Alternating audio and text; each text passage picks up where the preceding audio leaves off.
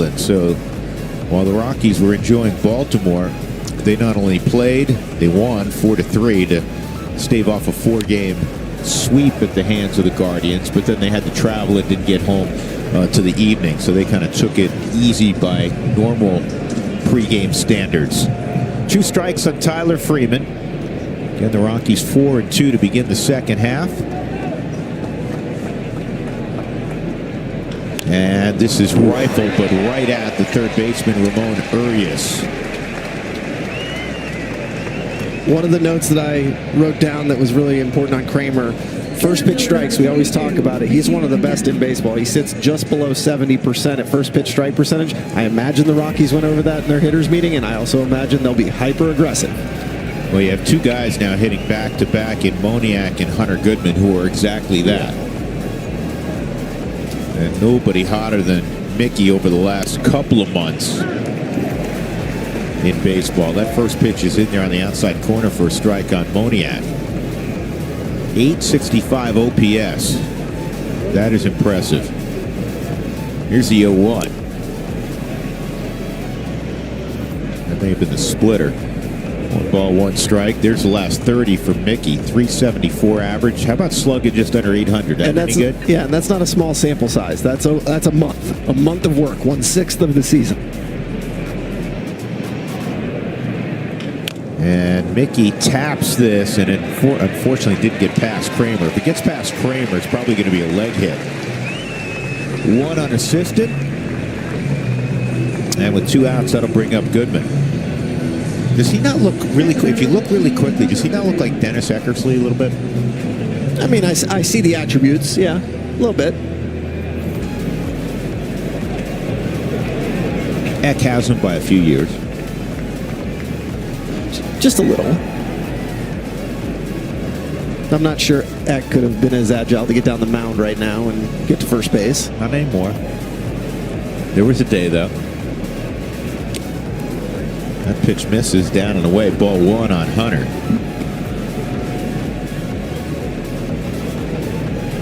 Hunter on Wednesday DH'd and was 2 for 3 in a walk.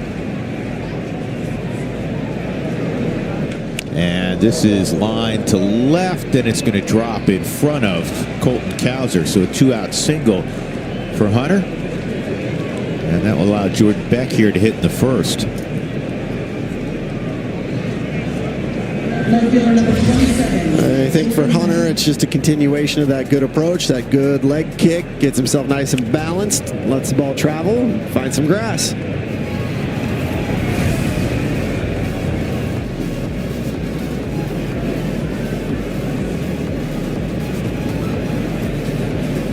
Here's Jordan, and he takes a first pitch strike near the top of the zone.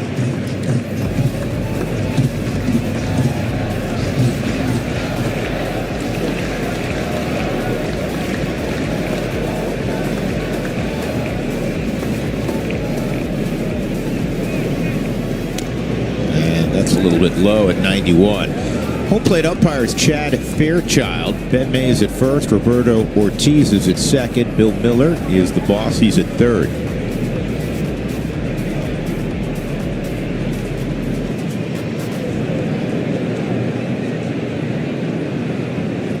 And this is a big bouncing ball with top spin, and it'll go for a leg hit. Jackson Holliday got in the neighborhood. Even if he fields that cleanly, he would not have had a play anywhere.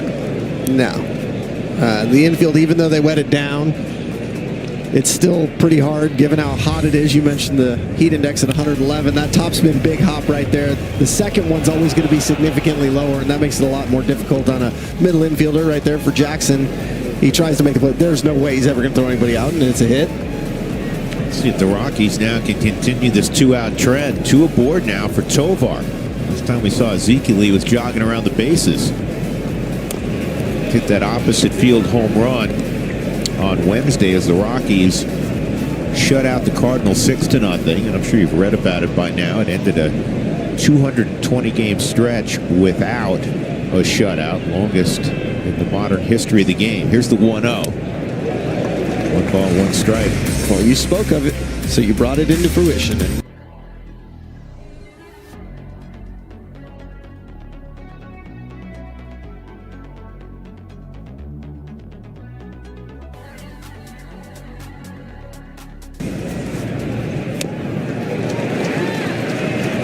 1 ball, 2 strikes on Tovar.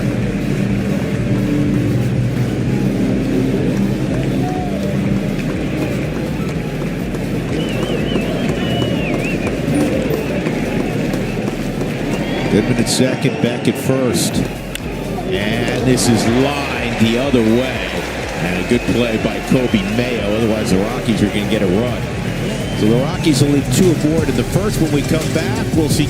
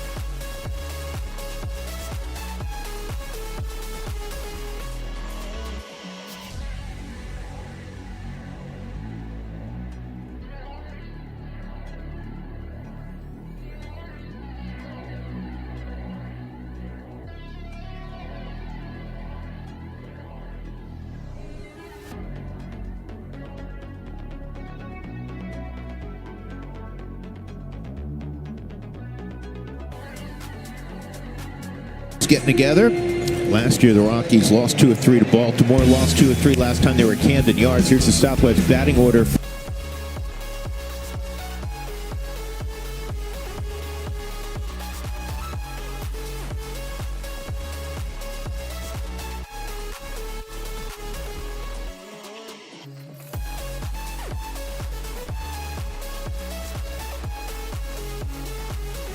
Still on the injured list, making his way back.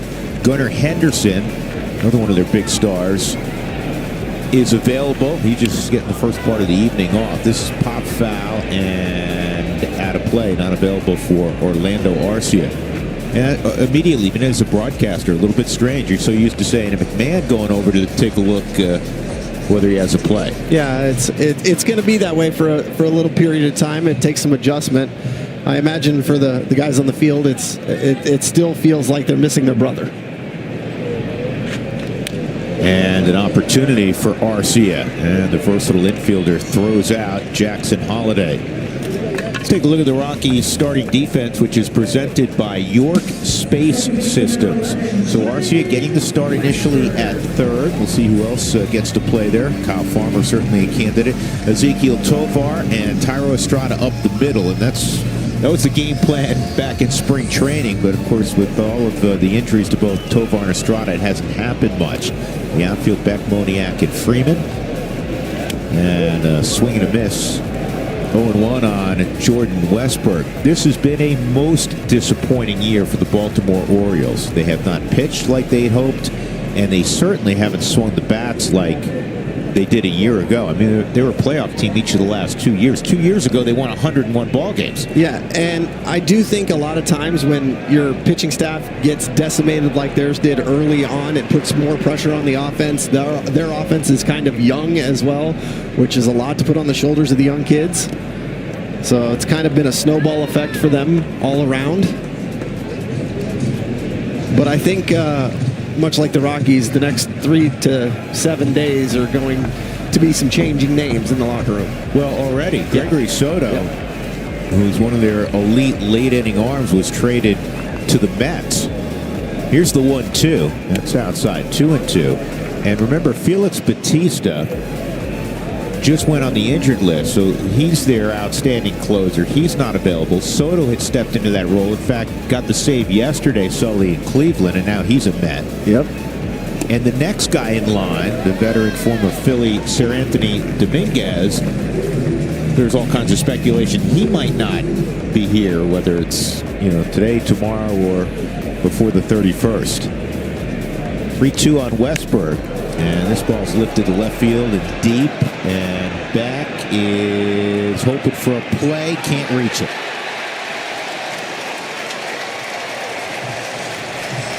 So a solo home run for Jordan Westberg, his 11th, and it looked like Beck was within less than a foot of this baseball. Yeah, he got back to the wall, kept his eyes on it. It gets a little fastball that works its way to the middle part of the plate there. He thought he popped it up. Westbrook did, but he had enough backspin. It's hot out, so carry. Jordan doing a good job trying to get to the wall. Just missed it by about a foot. You're right, Drew. That'll bring up Laureano. He swings over the top of a slider. Get another look at Jordan timing that jump. It's just out of his reach. Yeah, not by much. 0-2 on the well-traveled Ramon Laureano. When I see him, I always think of the A's. He has been their hottest hitter.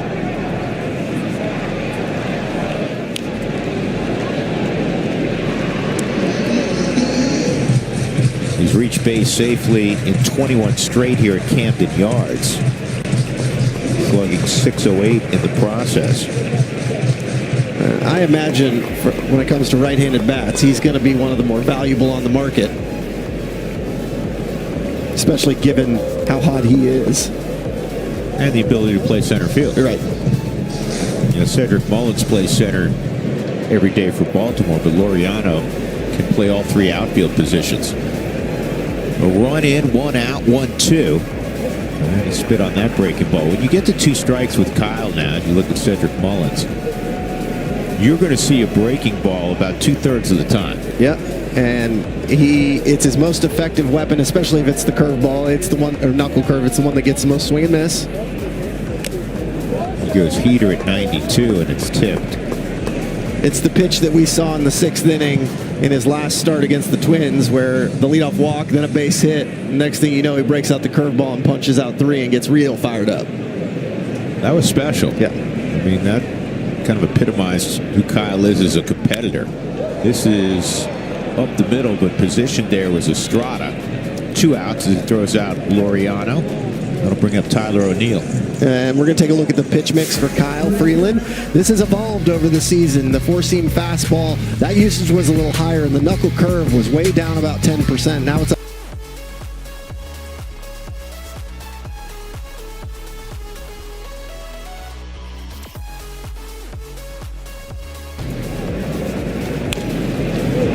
Here's the massively strong Tyler O'Neill, who hit 31 homers last year with Boston. And there's been some injuries this year, and just the numbers are not anywhere close, obviously, to what Baltimore had hoped for. He's got just 3 home runs.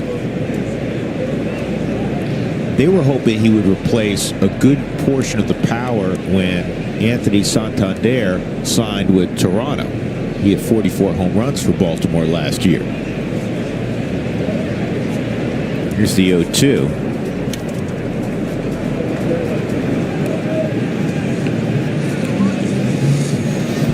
And I think, unfortunately for the Orioles, the contract of Tyler O'Neill is going to prevent them from being able to move, because I'm pretty sure he's got 2 player options for the next 2 years. Here's the 1-2, and that ball is hammered to deep left, and that's a fair ball, and that's another home run.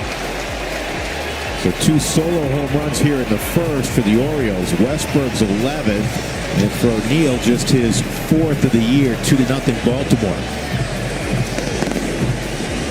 There's 108 miles an hour off the bat for Tyler O'Neill. His 4th homer of the season is a little cutter that it's elevated. Kyle worked underneath a little bit. It was about belt high. It just barely works inside that foul pole. Here's Ramon Urias. Well, Baltimore, for most of this year, they don't want to see left-handed pitchers. They're tied for 28th in baseball with OPS against left-handed starters. It's the third time in the last 4 days they've seen a lefty starter. But they're off to a fast start against Kyle. Here's the 1-1 outside, 2-1.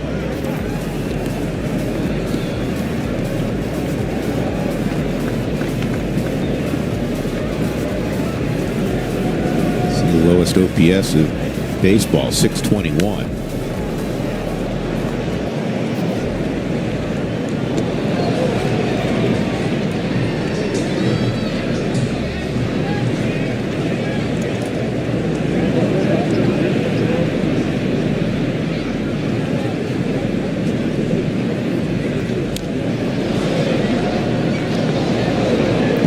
We talk about it all the time at Coors, foul ball entering the booth. This is a low angle right here. It's going to be a lefty. It's not going to be a righty. We've already had two hit the booth next to us. 2-2 inside, 3-2. So are you prepared? I mean, I got a lot of coverage here. I'm going to do my best. I'll protect you. I'll protect the moneymaker. That's what I'm going for. You know what? You made a proclamation about 2 hours ago when we were sitting here to our stage manager, Helen. Yes. He said, don't worry. I'll get you. What comes in here, I got it. I will catch it. I'm not Keith Hernandez. Or your partner. Yeah. Billy fumbled. He's all thumbs. Another 3-2 and another foul ball. Yeah. Keith, when they were here in town, never even saw it. Went right by him. And you know what I said to that when I was told that story? I said, Keith made enough Gold Glove plays when he was getting paid to catch the ball. He's not getting paid to catch anymore. Get paid to talk, and he does that wonderfully well. So Kyle loses Urias. And he's now turning into a lengthy inning. Approaching 30 pitches, 2 runs in. Cedric Mullins coming up.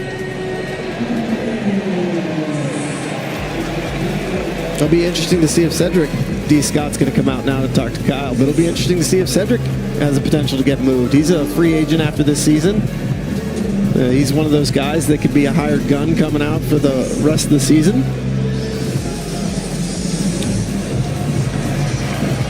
I'll give you another guy, Ryan O'Hearn, who's not in the lineup today. Ryan O'Hearn's a free agent at the end of the year.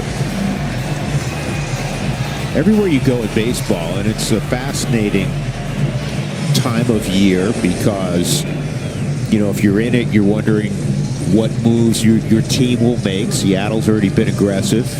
They picked up Josh Naylor late last night from Arizona.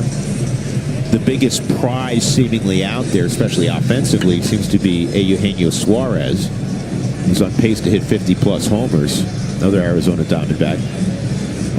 But even, you know, for the Rockies, we know what kind of season it's been. We know what kind of seasons it's been the last couple of years. So the Rockies, you know, look to acquire young prospects. And they got 2 back today in the Ryan McMahon trade. And potentially there could be additional moves before the trade deadline.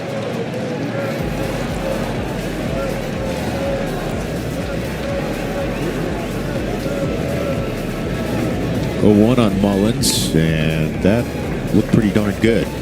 Somehow not called a strike. Kyle staring in at Chad Fairchild, as in, where was that? Yeah, it was all over the bottom of the strike zone.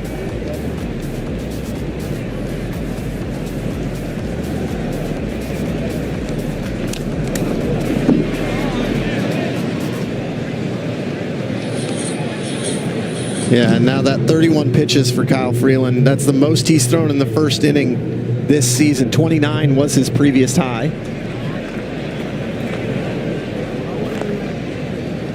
Kyle's been in such a good place on the mound. Gave up just 1 run in 6 innings in his last outing, and this is a great play by Estrada, and he throws to Tolia, taking a base hit away from Cedric Mullins. 2 solo home runs in the first for the Orioles, Westberg and O'Neill.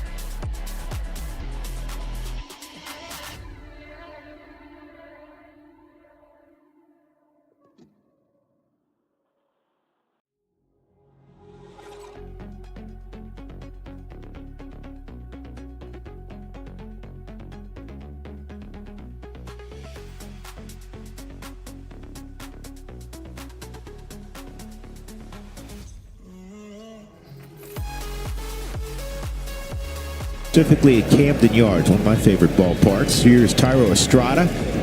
First game back after coming off the injured list again. Boy, has he had not just a rough year this year with injuries, last year as well. Yeah, this year's, I feel like they're just so fluky too. You have one where you get hit in the wrist, the other one you jam your thumb evading a tag at third base. So you can't plan, you don't expect.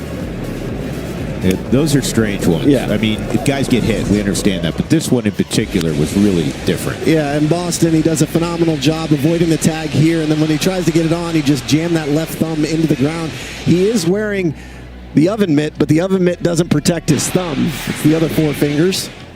This is on the ground at first, and Kobe Mayo has it, 1 out. It's so strange to think that him and Tovar have only been active together for 5 games and only played in 3.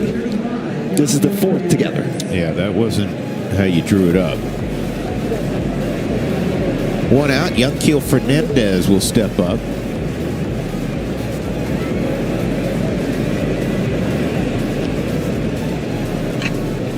So it's Ryan McMahon awaiting to get his physical done with the Yankees. The Rockies are actually a man down. Yeah, playing with 25 instead of the full 26-man roster.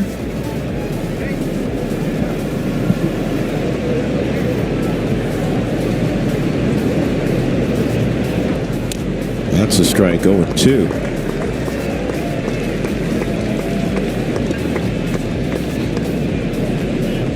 Kramer went 7 innings against Tampa down at George Steinbrenner Field in his last start. Allowed just 1 run on 3 hits. Struck out 6, walked 3, and got a no decision. They were up 3-1 when he left, and the bullpen had a tough day, and they ended up losing. Do you feel that wave of hot air that just came into the ballpark? I'm just going to be honest with you. When I first stepped out of the hotel today, obviously yesterday was an off day. We all went outside and saw the sun, touched grass, did all that. But today when we walked out, it was special. It was like walking into a sauna. If you call that special.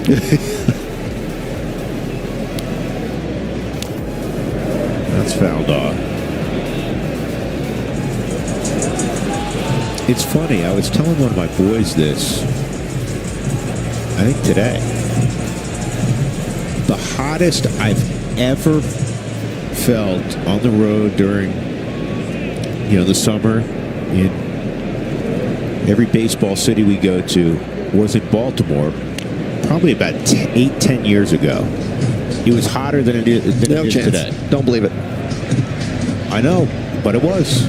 The other one was St. Louis once in the middle of the summer. In all seriousness, the head groundskeeper for the Orioles, her name's Nicole Sherry, phenomenal job here. She walked by the Rockies dugout at about 4:45 and shook her head just with like, and when you're from here and you do that, that tells you how hot it is. Cedric Mullins in center field. Jan Keel's retired. 2 gone. That'll bring up Orlando Arcia. Fans stream every out-of-market game live or on demand. Plus stream MLB Network 24/7 for the entire season. Blackout and other restrictions apply. Visit Rockies.tv for details. Well, it is Hall of Fame weekend. It'll be fun. It always is. Listening to the induction speeches on Sunday.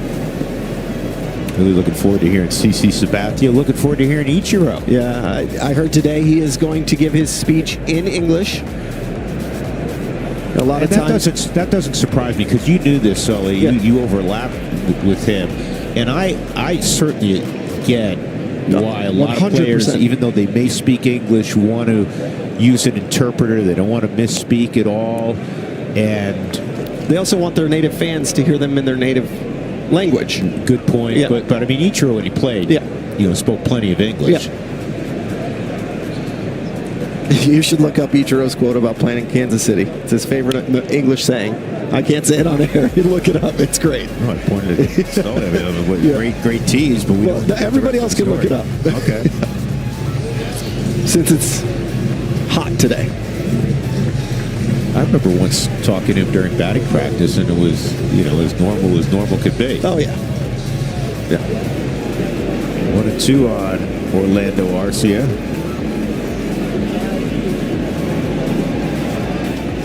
Billy Wagner, also first former Division III baseball player to go, and he went to Ferrum. Yep. my former teammate with the New York Mets, 2009. And Spilly loves to tell this story. Spilly will be back with us tomorrow. Best fastball he's ever seen. And he was, by the way, Billy Wagner was right-handed. Broke his arm, taught himself how to throw left-handed. Which is crazy. Orlando goes down a 1-2-3 second inning for Dean Kramer. Middle of 2. It's 2-0 Orioles.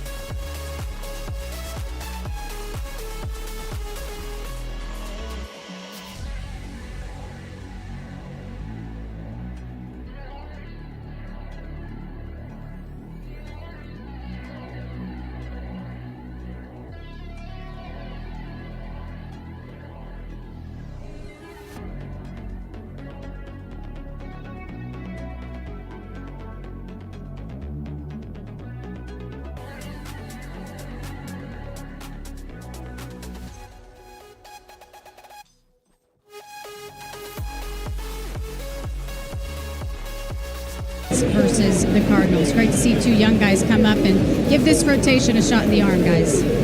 Yeah, Tanner on the right was great. Bradley Blaylock, terrific as well. And, you know, when guys get moved, obviously those are pitchers. Ryan McMahon was just moved, but it provides opportunity. So you played for several different teams. You understand that. The players understand that. Yeah, it's not what you want. As I mentioned, you're losing friends, not just teammates. I mean, I mentioned the fact that Freeland, Marquez, Senza, Mac, 8 years they played together. So you're losing some great friendships, but it does give an opportunity to some younger guys to seize the moment. Kobe Mayo hits this ball really well to center field, and Moniak's not going to have a play. That's 3 solo home runs in the first 2 innings. Yeah, that was Westberg, then O'Neill, and now Kobe Mayo, just his second of the year. 102 miles an hour off the bat, but it was a no-doubter.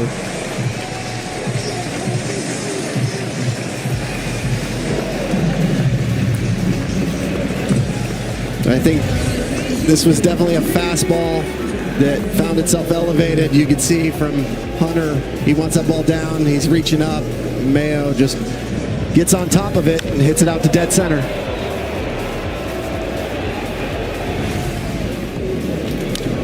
And this ball's well hit by Colton Cowser to center field. Unfortunately, it's playable for Moniak. It's the first time this year that Freeland has given up 3 homers in a game.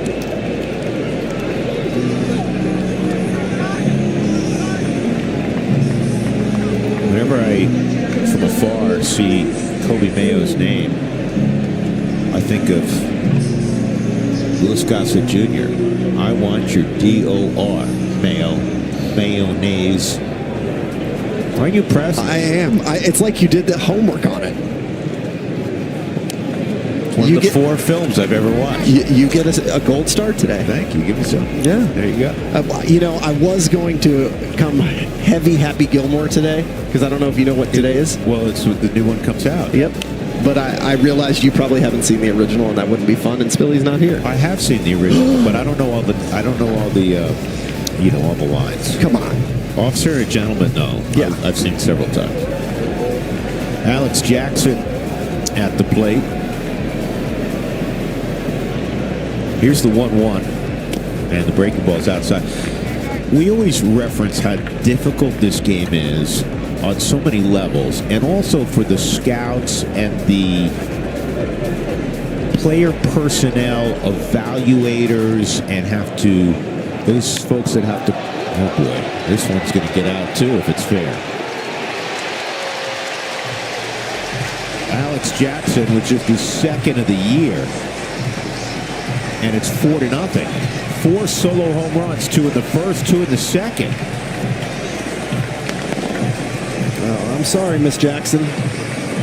That ball was well struck.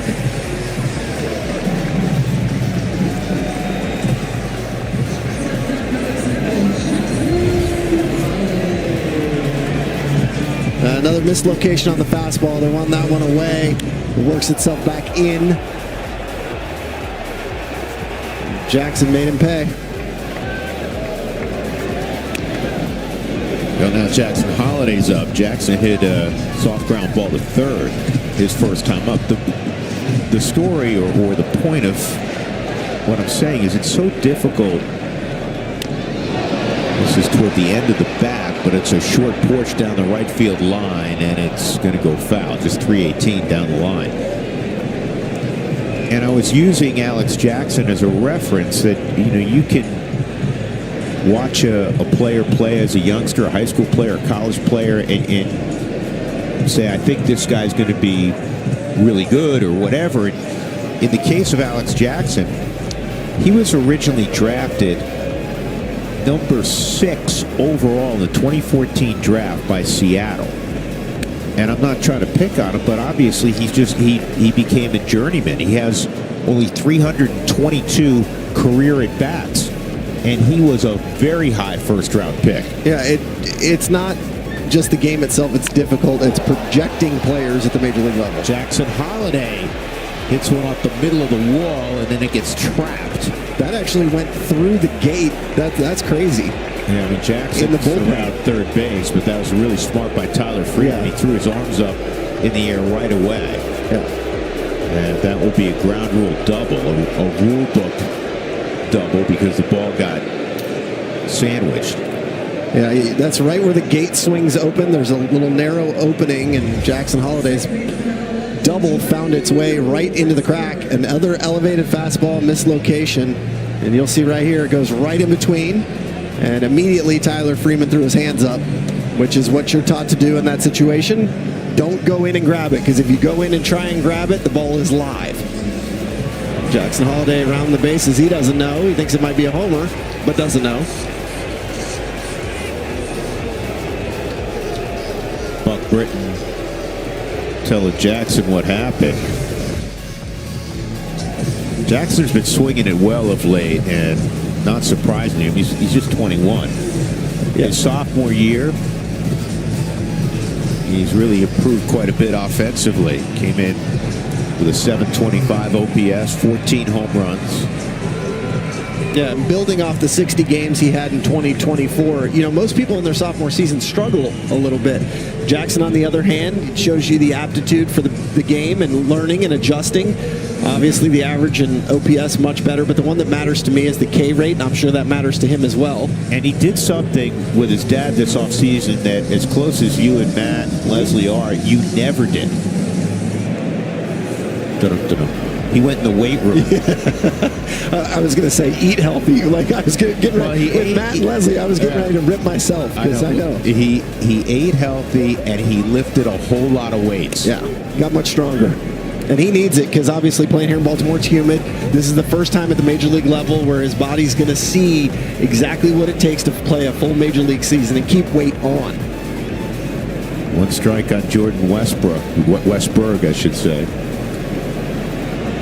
Orioles 4 solo home runs. I did have a little fun with him when he took his ground balls at shortstop today. He made sure to do it sleeveless, and he had his guns out, and I was like, you've watched your dad way too much. well, Papa still moves weights around with the best of them.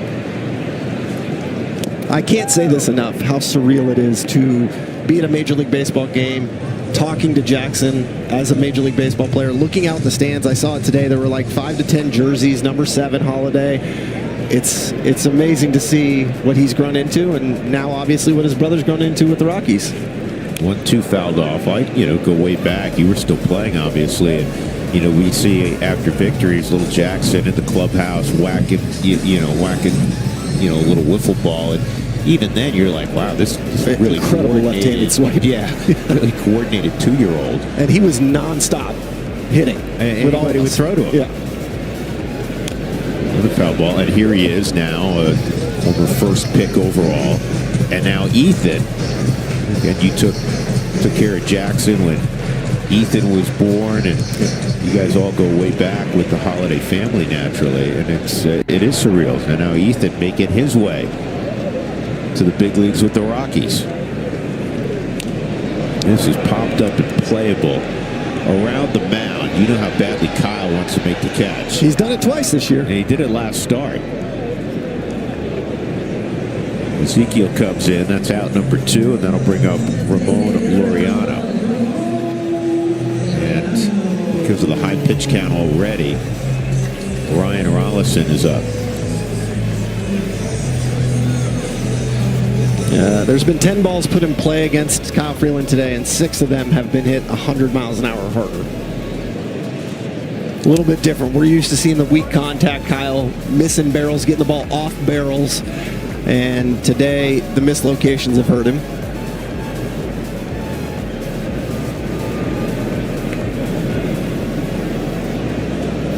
Laureano hits it to Tovar. He pulls it to his chest and throws him out. In the inning, 2 more solo home runs. Kobe Mayo and Alex Jackson, each of them their 2nd of the year.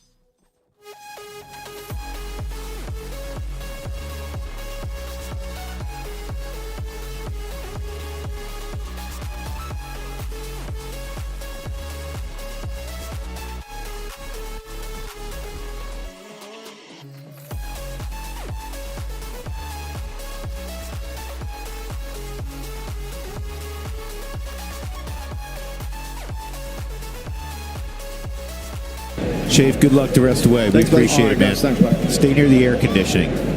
Well, there is none down there. No, there's a nice strong fan though, but it feels like it's just blowing hot air. There's a line there that I'm going to gracefully pass on. I'll say it. You blow a lot of hot air. Yeah, I know. Batting 9th tonight is Michael Tolia, 1-0, working against Dean Kramer. And Kramer's fastball touches the inside corner. 1 ball, 1 strike. Kramer, 29-year-old, originally out of the University of Nevada, Las Vegas. better known for its acronym, UNLV. This is tapped foul.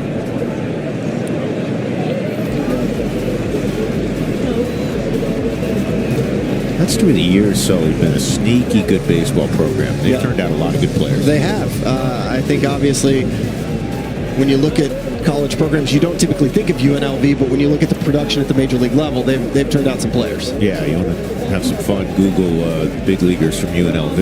It'll start with Matt Williams. Outside, 2-2.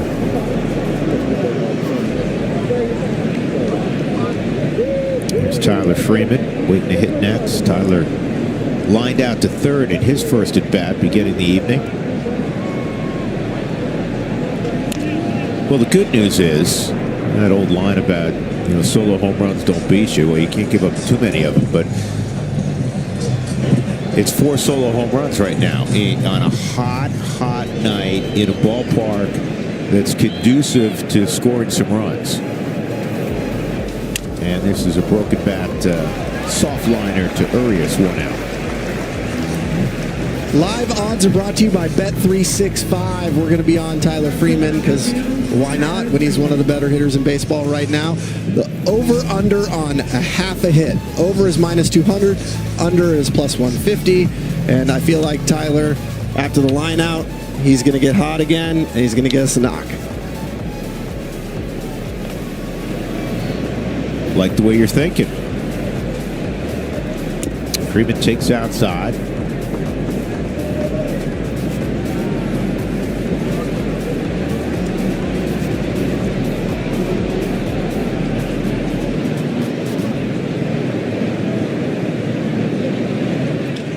And this is on the ground at third. Good pickup by Urias. 2 outs.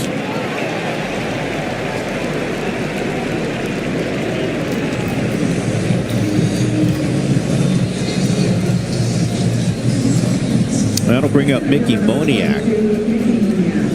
Moniak hit a little tapper to the left of the mound. And Kramer was able to glove it and just ran through the bag, so it was 1 unassisted.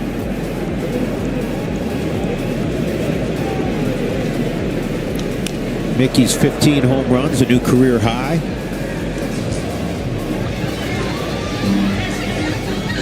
He was on Intentional Talk this afternoon, and he did not a good job. He did a great job. He was entertaining, he was witty, he was funny.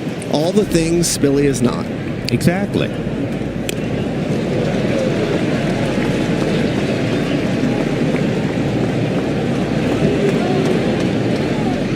I think it's great when you get to see the player's personality. You see him play the game, and you kind of want to be let behind the curtain. And I think when you get on a talk show like that, you can kind of let your guard down a little bit. And I think Mickey did a phenomenal job. He had fun doing it also. I mean, you're going to have fun with those guys. That show has been led by Kevin Millar for so many years. And look at the OPS increase from last year to this year. Mickey Moniak on the list with Stowers, Acuna Jr., Barger, and, of course, Cal Raleigh.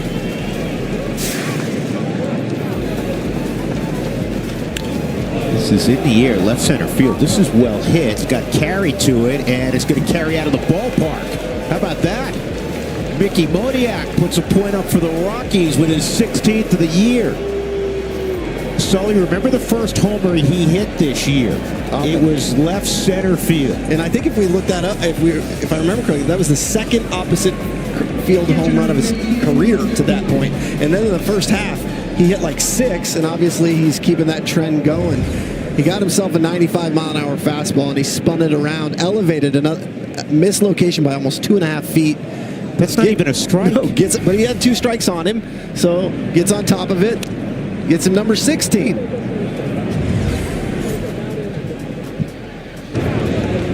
You know, you kind of pointed this out earlier as you watch this ball fly into the ballpark. Guys get hot. It's usually, they're hot for 4 or 5 days, maybe even 10 days. Yeah. When you've done it for 2 months, that's no longer part and parcel of I'm having a really good year. Yeah, I mean, 2 months is a third of the season, and the last 2 months kind of are the bricklayer, brick builder part of the season where you're heading into August and September where it just is what it is.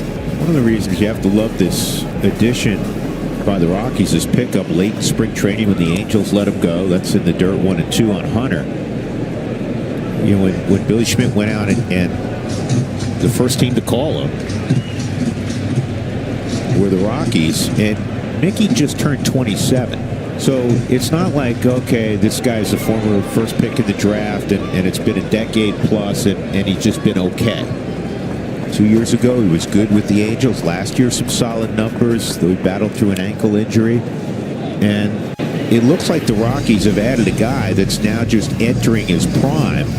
And he wouldn't have been drafted 1-1 if he wasn't uber talented. No, and 1-1, like I said, I'll never know, you'll never know. I think only one guy on this field outside of Mickey knows, and that's Jackson, right? Holiday. What the pressure is that comes with that, not just external, but internal, what you put on yourself. And when you get to the big leagues and you don't perform, how you respond to that. This is tapped to third. I'll add something to that. And that is the fact that the team he got drafted by, when he eventually got to the big leagues, you got a lot of guys that are, you know, salt in the beard, great players with Philadelphia. 4-1.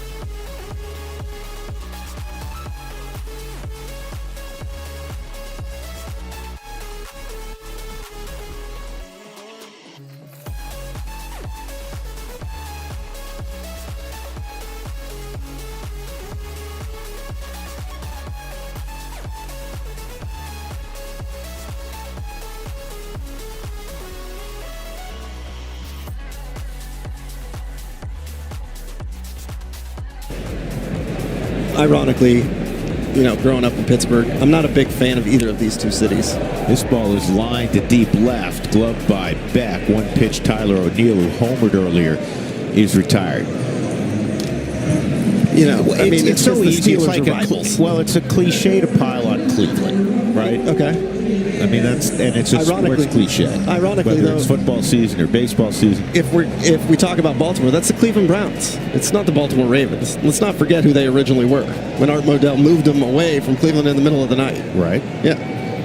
So I always like to make sure those that are Ravens fans know that they're really Browns fans. This is a hot shot to Orlando Arcia, and he's got a strong arm. He throws out Ramon Urias. 2 pitches, 2 outs.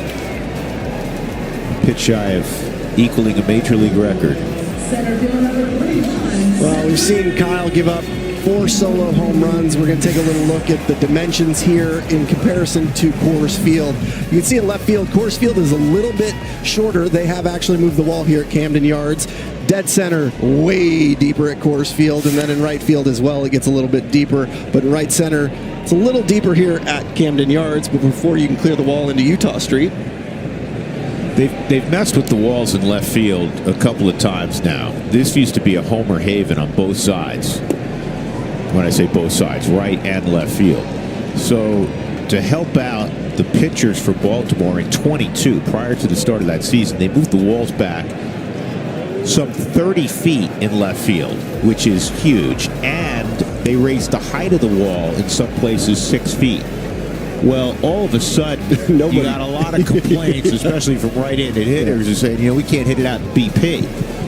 So a couple years later, they moved a portion of the left field wall in about 20 feet, and they lowered the height of it somewhat, and they're trying to find the correct balance. And that enabled them to put the bird bath in there in left center field. I don't know if fans got to see Spilly participate in the bird bath last year when he was calling a game for Apple. I'm sure they loved it. It's a good tease because Spilly can tell that story tomorrow. Yep.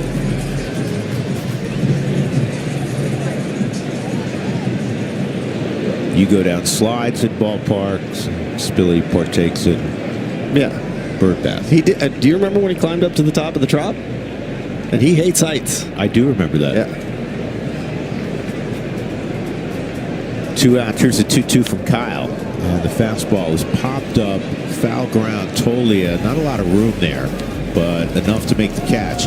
So it's a 1-2-3 third for Freeland. 4-1, Rockies trailing as we go to the 4th at Camden Yards.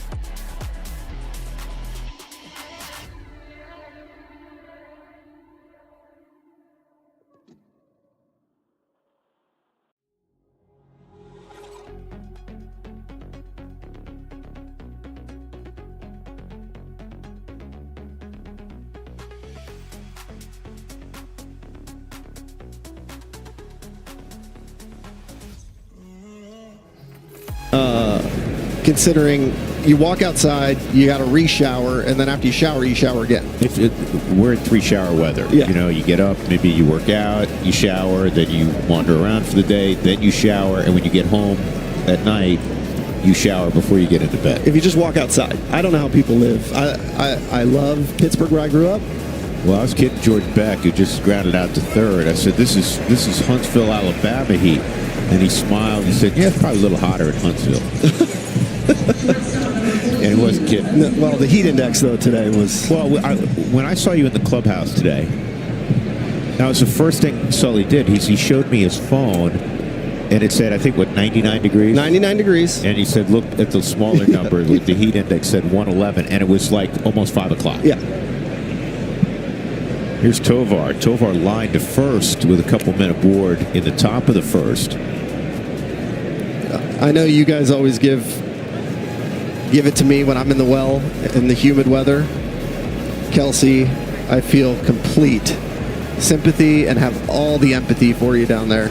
because I know how it is. Yeah, but we haven't heard from Kelsey since the Open. Because she's been running into the air conditioning and running back out. You guys are forgetting that I live in Atlanta, from Texas. Why? Went to LSU. All Humidity wise. is my love language.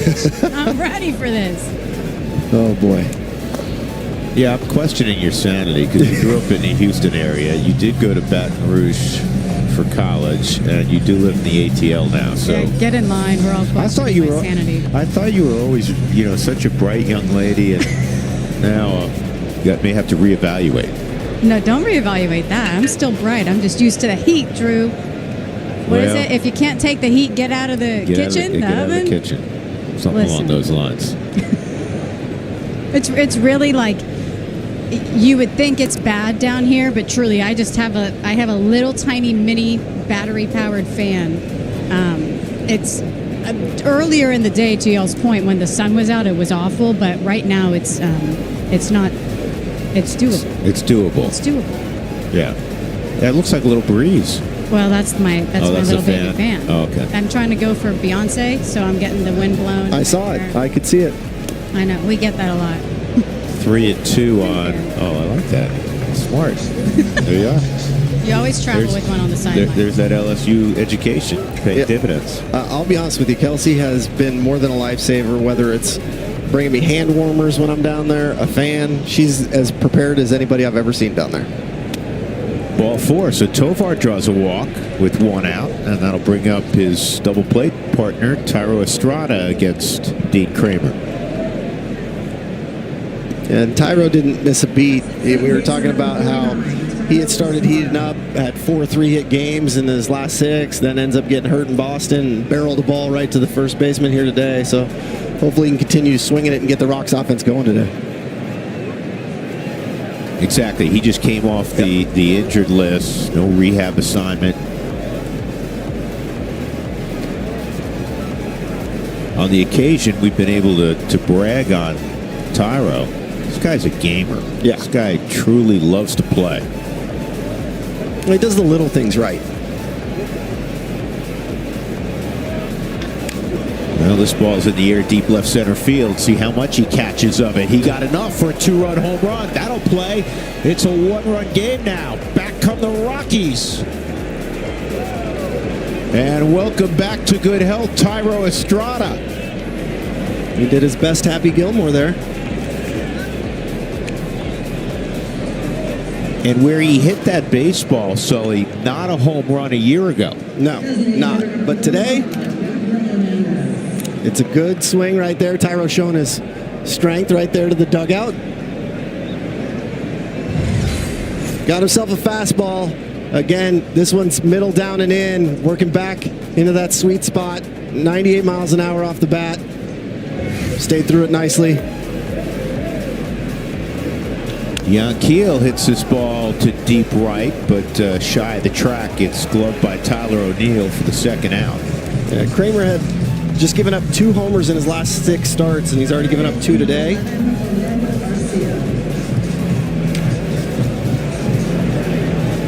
Anything up in the air that is on the barrel, especially again with the weather being what it is going to have a chance to fly.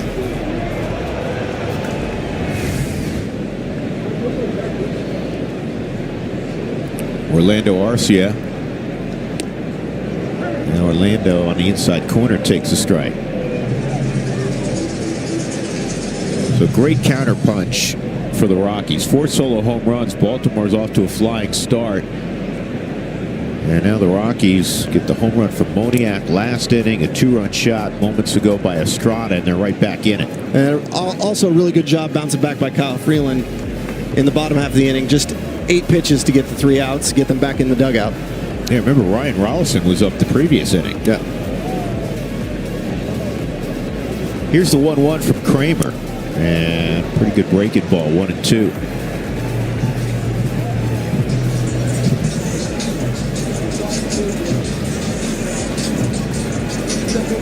Their rotation, really other than Kramer, has struggled this year. Charlie Morton's been good the last 6 weeks or so.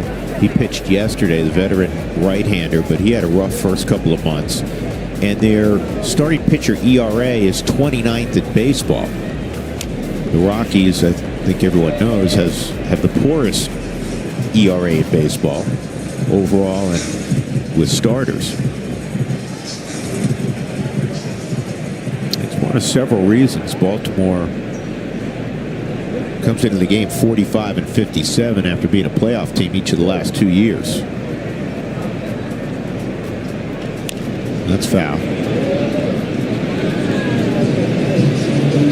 Yeah, and I think underperformance as well as the injuries we've talked about in the first 2 months of the season of that starting staff, you can never kind of recover from that when you're put behind the 8 ball with that many injuries.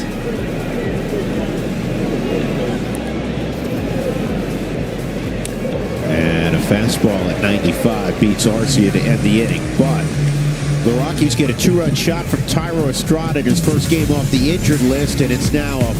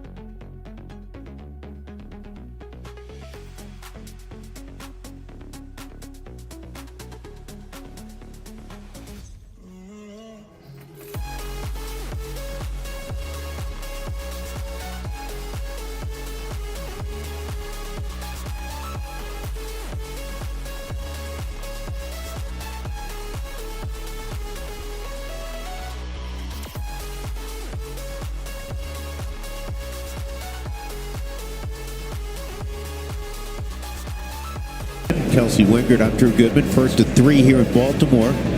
Rockies 4-2 in the second half. And this is going to be a tough play by Arcia. And he just flicks it across. Talk about arm strength. Ryan McMahon would be proud of that play by Orlando.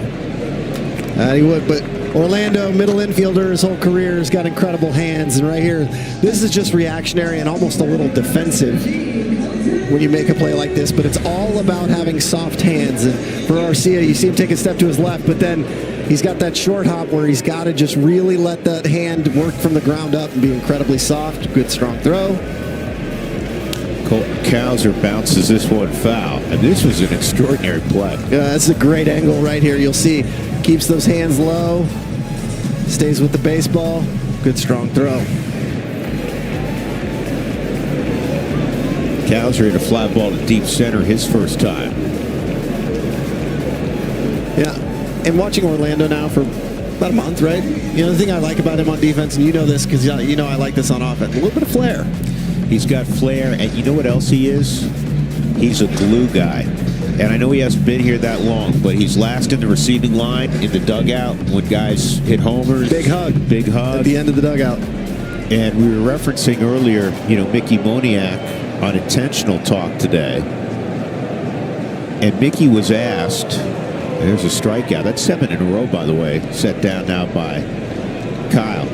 He was asked, you know, what teammate fires you up the most? And he didn't hesitate. And he said, you know, even though he hasn't been here that long, Orlando Arcia said everybody gravitates to him. He's a lot of fun.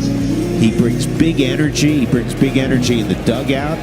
And a lot of times fans may not realize that, especially with a guy who doesn't play every day. Well, and that's typically what a glue guy is. It's somebody who, it's not about their impact in the lineup on a daily basis. It's about their impact in the clubhouse, helping hold guys accountable, helping guys have fun, getting guys ready to play the game.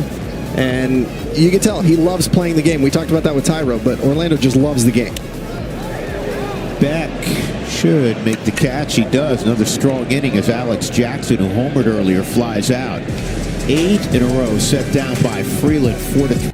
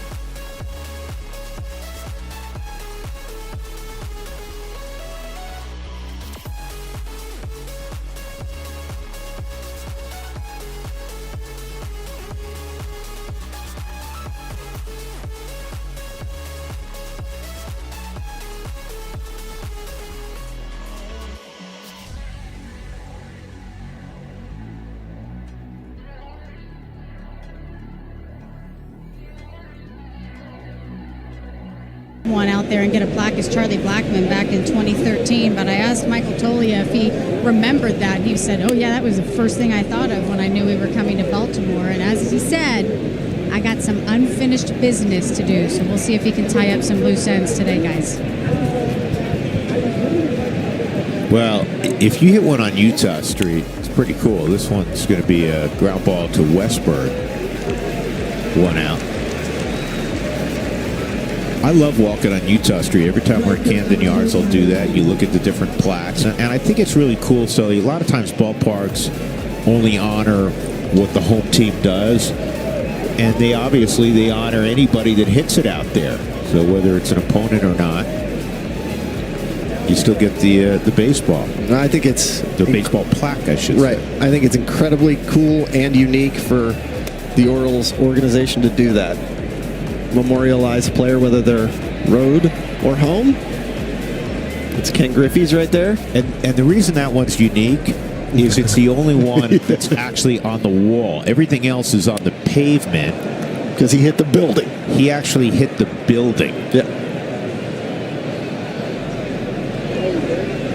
Pretty wild. 1-1 on Tyler Freeman. Tyler's 0 for 2, a line out and a ground out, both to the third baseman Urias. Well, this is the start of the third time through the lineup, and this is where hitters have been able to get after Kramer. 946 OPS against third time through. And hopefully that plays out for the Rockies.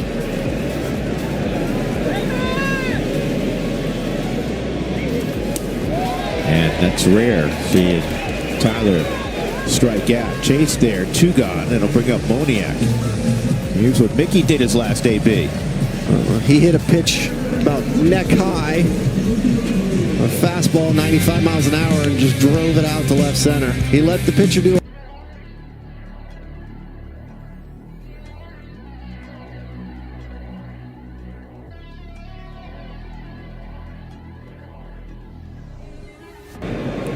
He's probably covering a little bit more than the normal strike zone. Had he let that pass, it probably was going to be 6 inches out of the zone high.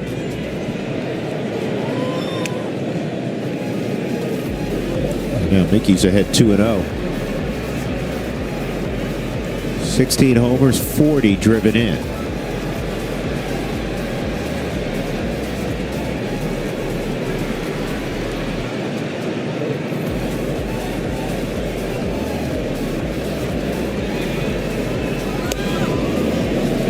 Three and 0.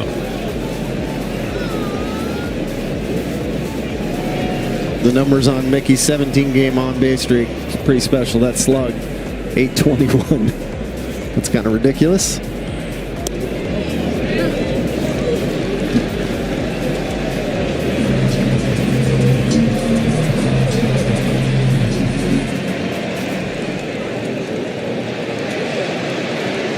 Kramer's 3-1 and ball 4.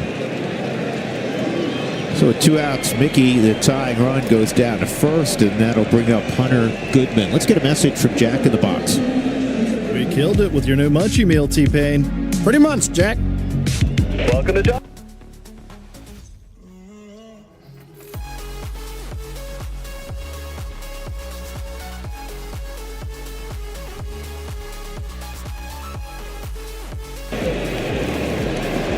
Hunter leads the club with 18 home runs. He leads the club with 56 driven in. 842 OPS coming in. Has a great chance to put together the greatest offensive season for a catcher in Rockies history.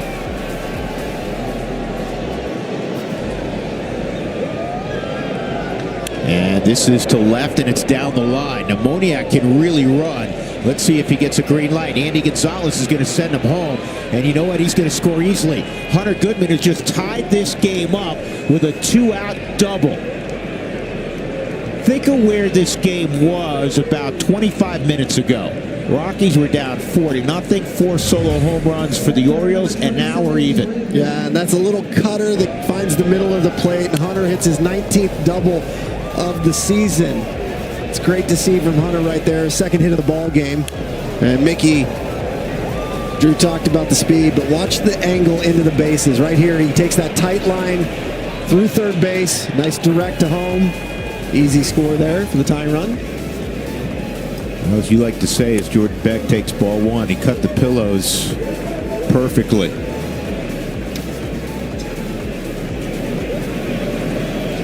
I didn't know that. I just noticed Jordan Beck's using the torpedo bat now. Yeah, I think he's seeing the work of one Hunter Goodman and says, let's see if it'll give it a shot.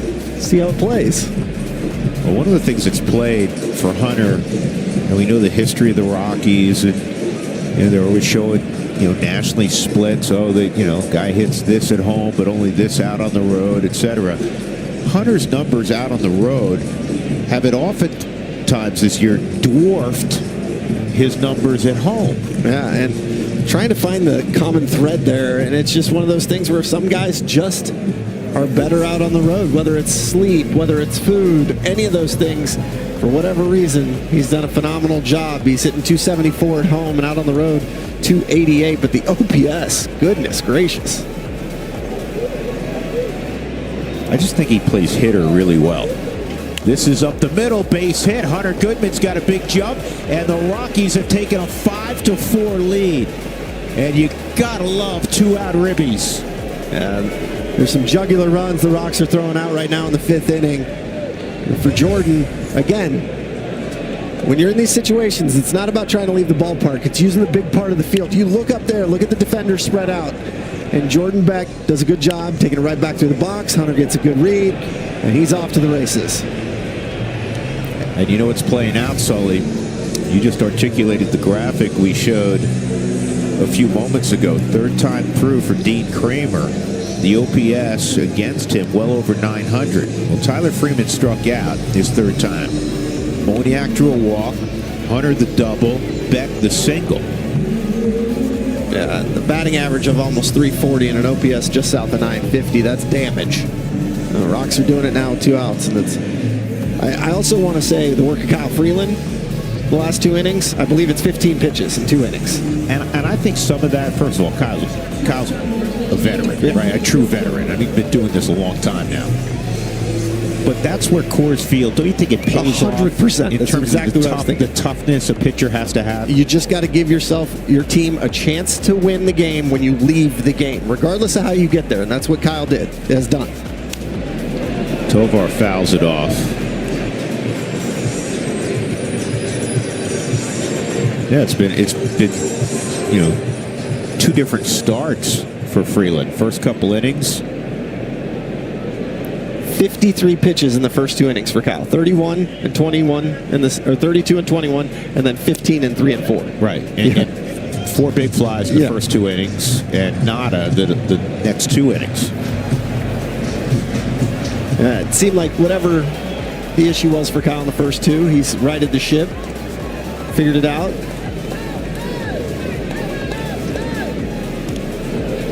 Back a threat to go at first, draws the attention of Kramer. Jordan's got 11 stolen bases.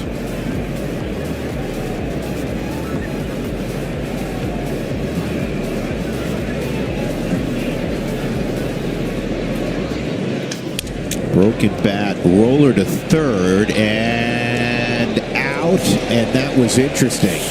I was a little surprised that Urias decided to go in that direction, which was a tougher throw, shorter, but a tougher throw instead of going across the diamond.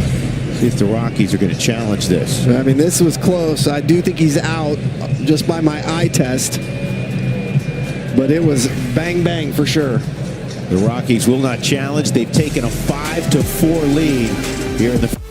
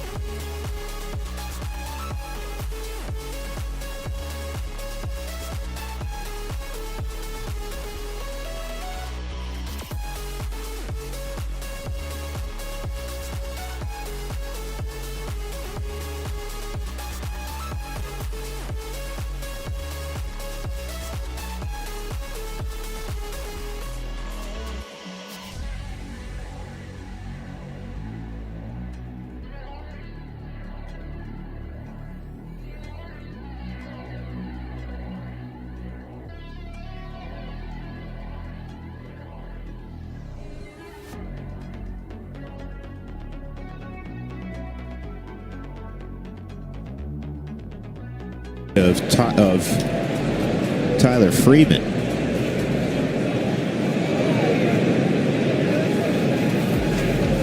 And a good sweeper. 1 ball, 1 strike. Sorry, saw it. I feel like that was intentional and aimed at me. Maybe. I think it was.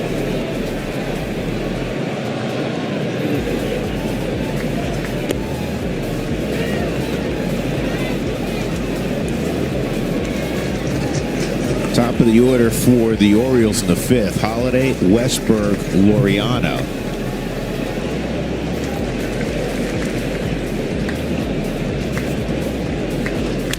And the fastball is lined for a base hit to left. Yeah, Jackson's really maturing as a hitter at this level. And you knew he would. I mean, he brought such a great hit tool to the draft out of high school when he was at Stillwater High. It's pretty short to the baseball, isn't it? It is, and you saw it right there from the side swing. He's added a little toe tap just for a little bit of rhythm, get himself loaded onto that backside, and you can see the aptitude. First one coming pull side in the gap, that one going the other way. Ooh. Pretty close because of where the baseball was. The tag was up on the hip area. And Clint Hurdle seeing if they're going to walk. They're going to look at it. You know what? I think they might. I mean, it's close, but that tag on that calf right there. Rockies are going to challenge this. Colorado is challenging the safe call at first base. That was a snap throw by Kyle. Caught Jackson leaning just a hair. See, feet weren't set. And it's just tough to tell. Jackson's wearing a white glove, but a black sliding mitt, so you can't really see the hands. Ben May had the call at first. See if we have a different angle.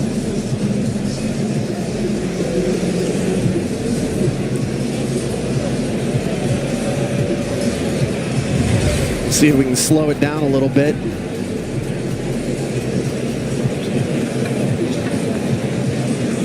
That one is out. That one unequivocally, I think, is right. The glove's on the calf before the hand hits the base.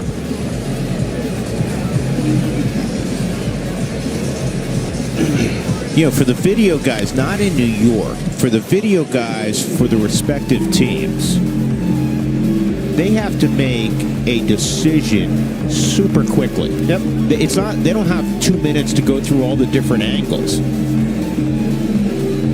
Now, in New York, they can't do that, and they have to do that. You can see right there, deliberating. Seems like they have an answer. After review, the call on the field is overturned.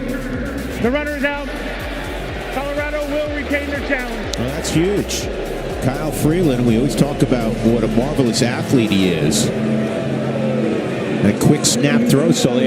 You probably had that in your pocket as a left-handed pitcher. Absolutely. So a lot of times, we've talked about this, lefties, they go first move when you pick up that right foot because they have more time.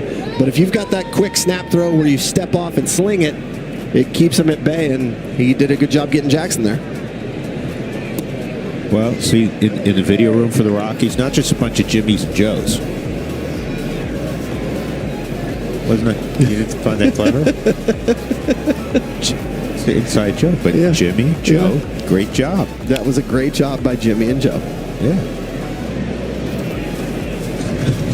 Jordan Westbrook. I keep wanting to call him Westbrook. I have Russell Westbrook on my mind. I have Michael Westbrook, the great Colorado receiver who had a terrific NFL career, still somewhere in the brain. Westbrook over the top of the breaking ball, 1-2. I mean, this is really the tale of two different ball games for Kyle. Yeah. Again, whatever the issue was in the first two innings, I think D. Scott and the rest of the coaching staff, they assessed it, they figured it out, and Kyle's doing his thing. Deep short, and the strong arm of Ezekiel Tovar. One thing he's doing, he's not going out of a full windup. Fans, join us at Coors Field for the 20th Annual Faith Day on Sunday, August 3rd. Watch the Rockies take on the Pittsburgh Pirates and enjoy a free post-game concert by Jeremy Camp. Yeah, it has seemed like the last couple innings he's been going out of the stretch, so we've seen that before. Correct me if I'm wrong, Ubaldo did that in his no-hitter even. He did it there's usually a couple of reasons, Sully, right? I mean, one is if you're erratic, and in the case of Jimenez in that no-hitter, he was walking guys, and he felt like he'd have better command just simplifying the delivery. There are other times it may be out of your windup, you're tipping. Yeah, and it could be either of the two because Kyle was missing location on pitches, so it could be to kind of simplify the mechanics, or the Rockies saw something, and that's why the Orioles saw something, teed off on 4 pitches, and Kyle made the adjustment. mid-game, it's not like you can go analyze the video and see exactly what it is and make sure to stop doing that. Instead, you just eliminate part of the delivery, if that's what it was. But the game is advanced to the point where some of that is happening in real time as opposed to reflecting after the game or in the ensuing days between a start. Here's the 1-2 on Laureano. And this ball's hit a long way to left, but it's going to twist foul, fortunately. Again, Laureano standing right there. That's how you knew. He took one hop step and then was like, "Nah, it ain't staying fair." And that also is a difference between you getting that back foot breaking ball truly on the back foot as opposed to leaving it over the plate a little bit. 2-2.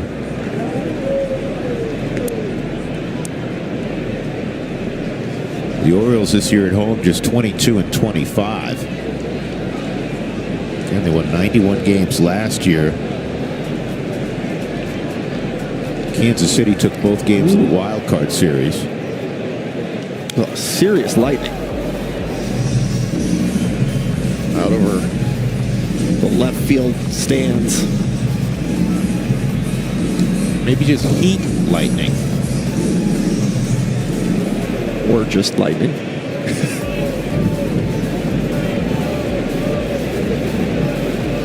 2-2.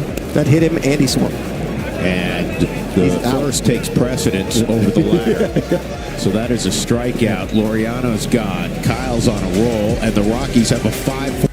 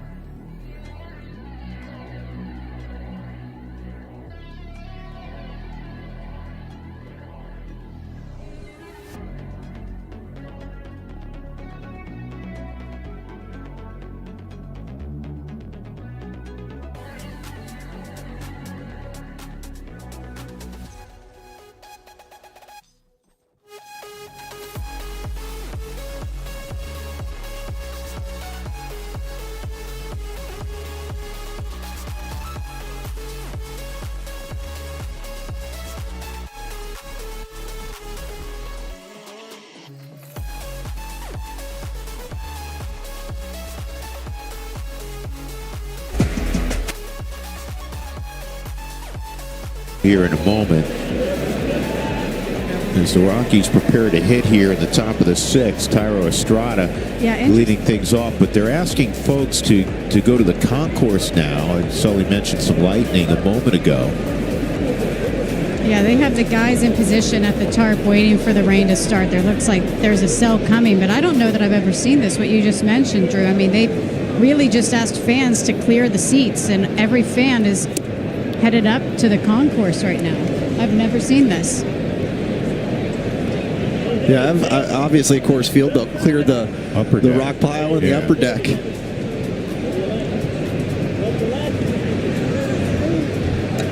One on Estrada. And Estrada's going to ground out to Urias.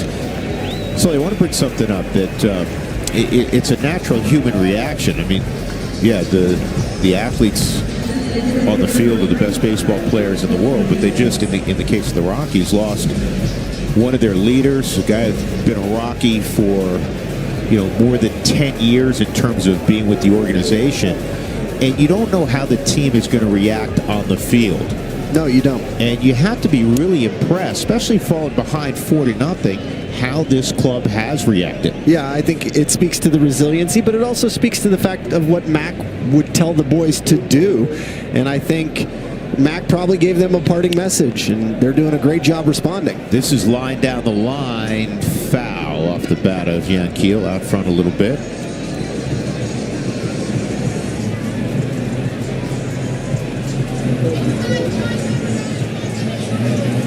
2 strikes on Fernandez. Fly ball to center and a fly ball to right against Dean Kramer. Kramer's been a solid big league pitcher. You got the 29-year-old, 38-37, 424 earned run average over his career. By the way, I like their City Connects. Yeah. Really like them. That's strike 3 on the inside corner. Let's check in again with Kelsey. Well, taking a deeper look at the Rockies' return for the trade with Ryan McMahon earlier, they're picking up the Yankees' number 8 and number 21 prospect. Griffin Herring, 22 years old, a left-handed pitcher, was drafted in 2024 out of LSU in the 6th round. You see a 171 ERA and 16 minor league starts this year. He has a 1.03 whip and a 178 batting average against. Josh Gross, 22 years old, a right-handed pitcher. He was drafted in 23 out of East Carolina. 16 games, 15 starts this year, and high A of 4.14 ERA between 3 levels in 2024, a 3.85 ERA in 24 games. So as difficult as it is to see Ryan McMahon leave this roster, we know just how important young, talented starting pitching in this organization is. Yeah, Herring had risen to, and you may have mentioned this, the number 8 prospect status in the Yankees system, and it's a good Yankees system. Herring, and of course you know this because you're an LSU graduate, is from LSU, but he was a reliever, Sully. He was an All-American reliever, and he's been a starter so far in the minor leagues. Yeah, he's a big extension guy. Fastball plays up. He's got a really good changeup as well. I think obviously the numbers that he's putting up could help him or lend him to move quickly up in the Rockies system as well. And the changeup's something he's added in pro ball, because at LSU, in the scouting report I read, it was fastball slider. And that's all he needed because he was a Penn guy. It's very weird to see the camera angle from center field and behind home. There's nobody in the seats. It's very COVID-esque to me. Right, which I hate even the references to that time. Here's the 0-2 again, and that's a swing, and that'll end the inning. So the Rockies go in order in the 6th. They have a 5-4 lead at Camden Yards, mid-6.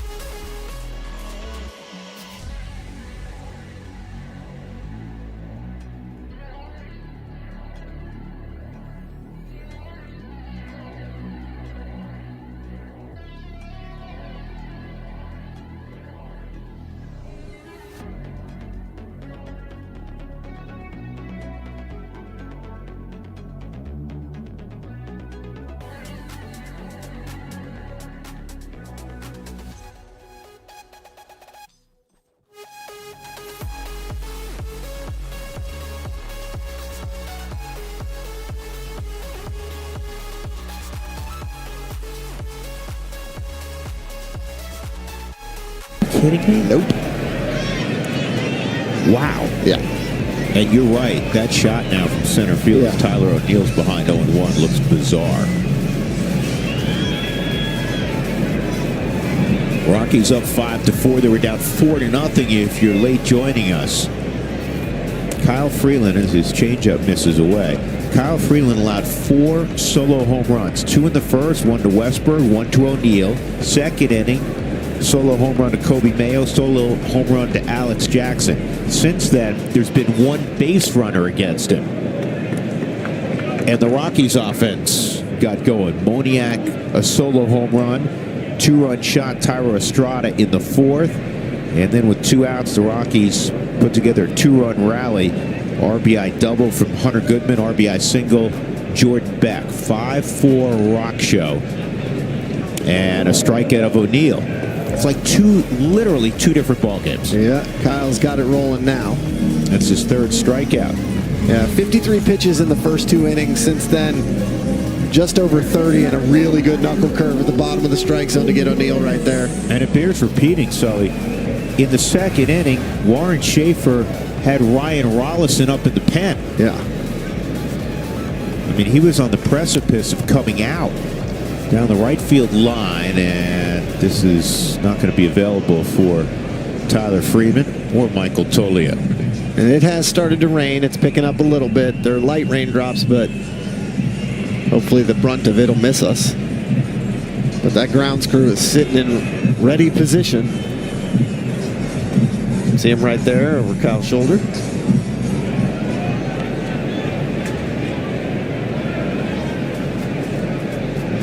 Well, right now they have a beautiful view, an up-close personal view of this Major League game. Rain's picking up a little bit. The guy to watch on the field is Bill Miller. He's the 3rd base umpire. He's the crew chief. Here's the 0-2. And that's strike 3. This is reminiscent of his last start in the 6th inning. He got 3 punch-outs on the knuckle curve, and he does it again for strikeout number 1.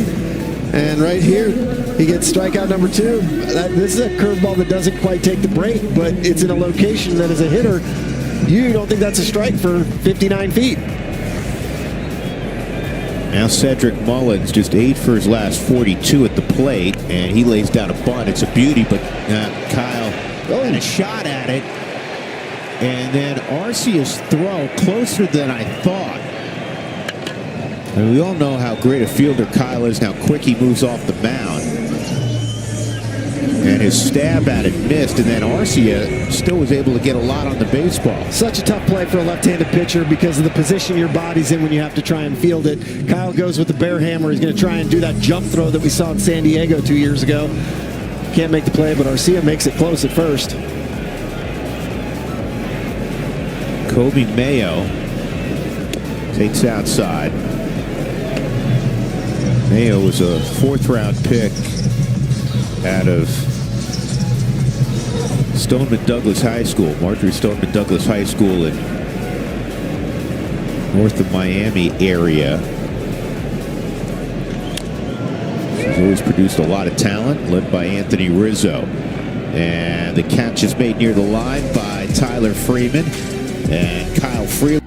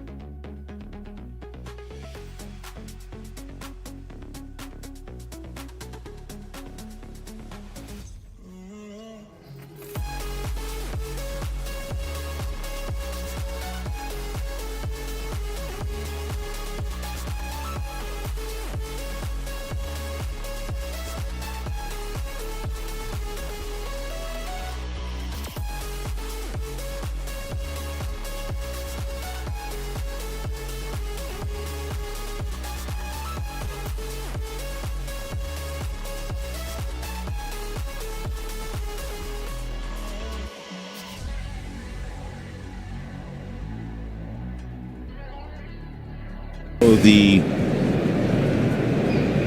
head groundskeeper, as the pitch is swung on and missed by Michael Tolley at 9-1-2. Spent a while talking with Bill Miller, going over, you can see on the phone, going over the weather forecast for the area. It was great. And obviously, they appeased Bill Miller enough that we're still playing baseball. Yeah, and Jordan Beck came in from left field as they were meeting, kind of crept up behind him and peeked over Bill Miller's shoulder to try and get an idea of what was happening. I mean, with Grant Wolfram, it's a 3-pitch mix. Mainly 2-seam slider attack with occasional 4-seam at the top. His last outing was 4 days ago in Cleveland. It did not go well. He gave up 4 runs.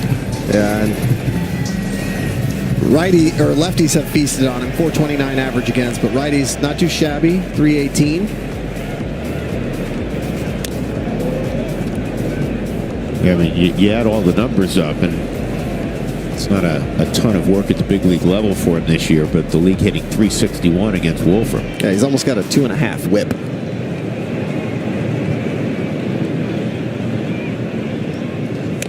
Tolia goes down on a fastball at 95, so Tolia is 0 for 3. Tyler Freeman coming up. Fans, this season, take your fantasy football draft to the next level in the suites at Coors Field. The Labor Day Suite Special starts at just $150 per ticket and includes a premium game experience with catering. Visit Rockies.com/suites to lock in your draft day now. This is rare. Freeman is 0 for 3 today. A line out, a ground out, and a strikeout. It just means he's going to get a knock somewhere. Or walk. He'll find his way out there. He will get on.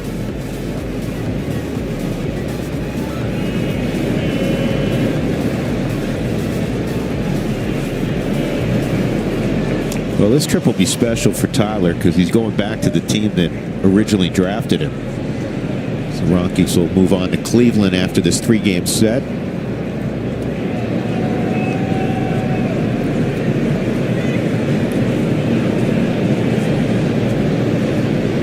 (2-0), 3-0. That's twice in a row. Alex Jackson unable to handle the pitch. Now for Tyler and for everyone else in that clubhouse, chance to see for Tyler one of his best friends, Nolan Jones, and who he was traded for. Yep. Goodness, that lightning. That's what. Did you see the play at the minor league level where the Thunder actually led to a balk? I did not. Oh, it's crazy. Well, we told you Tyler Freeman would reach, right? Hit or walk. He's on with 1 out. With Mickey Moniak coming up. Let's get a message from Quick Trip. Hey, baseball fans! Hit a line drive double with Quick Trip's limited time deal of 2 hot dogs and any BQ for just $5.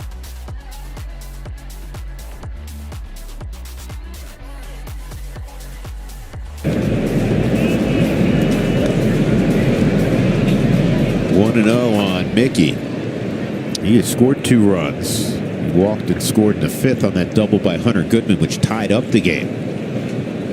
But Beck brought around Goodman, and that's why the Rockies are up 5-4. Sliders a strike, 1-1.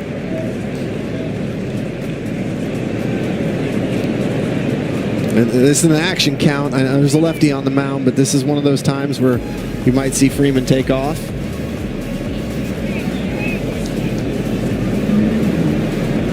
Doesn't go, and that's inside. And this ball got away for a moment.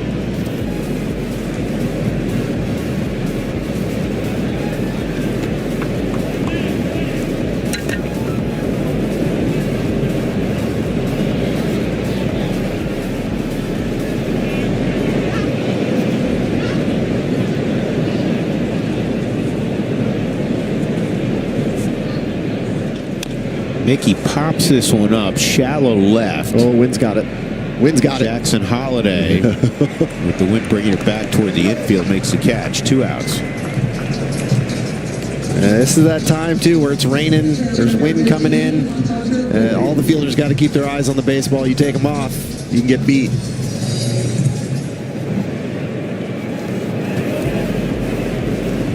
Hunter Goodman single, ground out, double, producing a run. So he's 2 out of 3.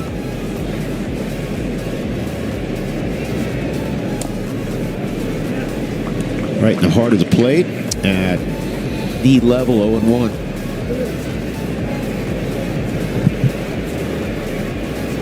You talked about Hunter having the opportunity to put together the best offensive season by a catcher. As it stands right now, he's got the highest slug of a catcher to date, sitting at 592. Well, right now, that 592, not only the all-time mark by quite a bit for a Rocky catcher, but he's second among catchers in all of baseball to the big dumper, Cal Raleigh. He's having an otherworldly season. The other guy's having a great year, Dodgers' Will Smith, but his slugging percentage, Will Smith's, is not as high as Hunter's. 1-2.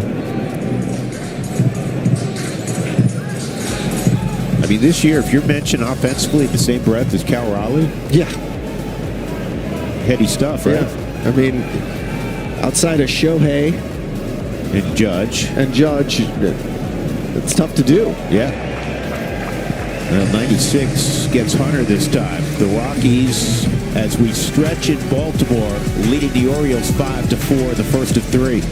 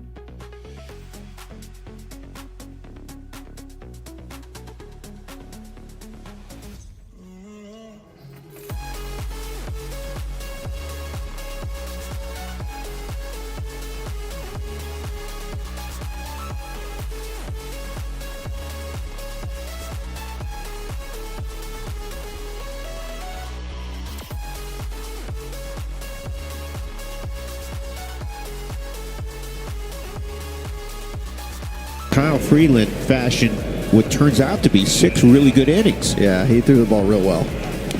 That's what he's done for a couple months now. Colton Cowser, Alex Jackson, and then Jackson Holiday. So 8, 9, and 1 for Baltimore. They had a 4-0 lead, 4 solo home runs.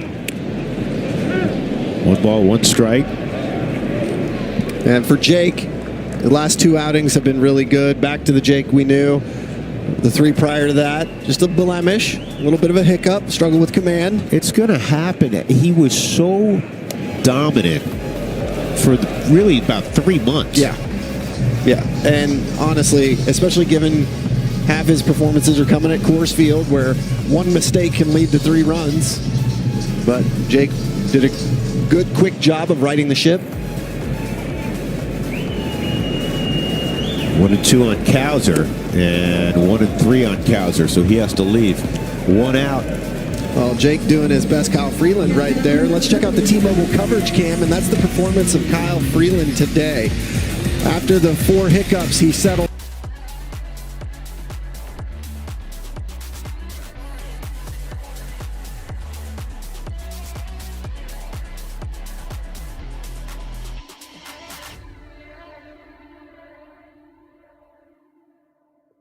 way back like it's a Coors Field start. Yeah, the first two, tough. Yeah. The next four, lights out. It reminds me of another lefty from my era. Oh, look at the movement on that slider. 0-2 on Alex Jackson. You can see innings 1 and 2. He gave up 5 hits, 4 solo homers, no Ks. Pitches at 53, and that innings 3 through 6. Phenomenal job with 4 punch outs and just 40 pitches. And the lefty I'm thinking of, Mark Burley. Right? Where he'd go out, give up 3 or 4 runs in the first 2 innings. The next thing you knew, he threw a CG. This ball lined to left, and it's fair for Jackson. So the 29-year-old's going to have a 1-out double. Well, you know who had the ability to, withstand some rough patches? One of the all-time great Rockies pitchers, and that's Jorge De La Rosa. Yep. And for that one, they're wanting that curveball away. It's a little bit too middle, but credit Jackson. He went down to get that pitch. It was down out of the zone. Get himself a double. And he'll hand over to the other Jackson.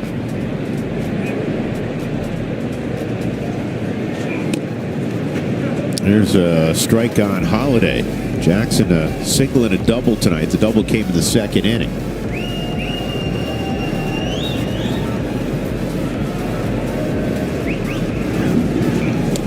In a year of a lot of dark stories for the Orioles and disappointing ones, Jackson's been a bright light. Yeah, he has. And I know there's still some Orioles fans out there that are expecting more, but remember, the kid's 21 years old and he's learning and maturing at the major league level. He won't be 22 until December the 4th. For those that think that way, pump the brakes. This thing could drop in right center field. It will, and it's going to tie up the game.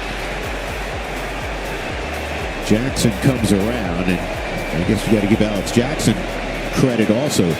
He took a look at that and said this thing is going to drop. He read it well, and he was able to score. So the third hit for Jackson Holiday, and it's now 5-5 in the 7th. Yeah, a good pitch from Jake. This is just better hitting from Jackson Holiday, finding a way to get that off the end of the bat, because watch him go down to get that pitch. Is out of the zone again. Tyler Freeman can't quite get there.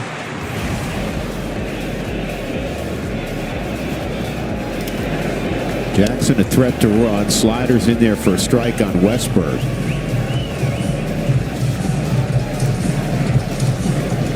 Westberg hit a first inning home run.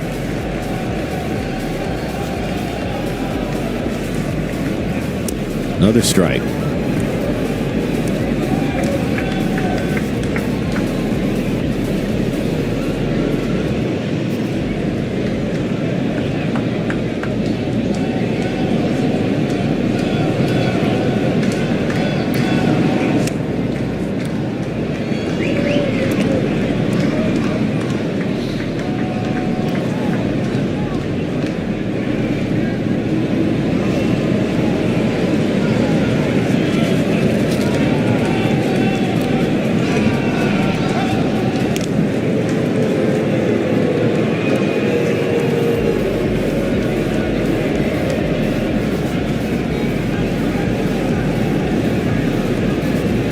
One out. Holiday at first. 9 stolen bases. Westberg a 1-2 count.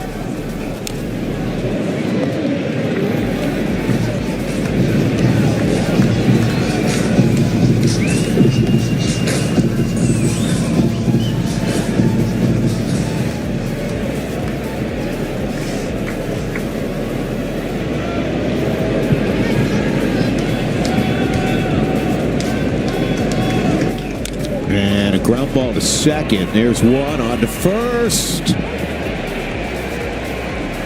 Westberg just beat that throw by Tovar. This was a tough play for Tyro for 2 reasons. Number one, it's raining. Actually, for 3. It's raining. This skips off the mound, but also look at Roberto Ortiz, the umpire. It's tough for Tyro to get himself in a position to make a good feed to second base to Tovar, and then Toby makes a good strong throw, but just ahead is the base runner, Westberg. So Ramon Laureano 0 for 3. And he's reaching 21 straight home games. Takes inside. He's been a tough out of late. 3 home runs his last 4 ball games.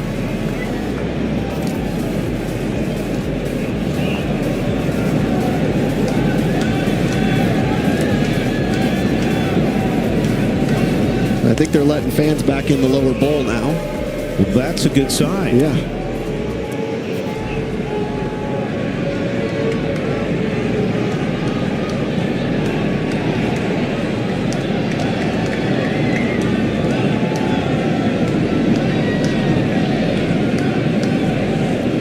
Ooh, look at it. And it looks like the rain is, well, A little bit. It's light still. it's very light. Actually, maybe welcome to cool people off. 18th pitch coming up for Bird. And that's the pitch he's had the best command of, that slider. 2-1. Rockies 5, Orioles 5.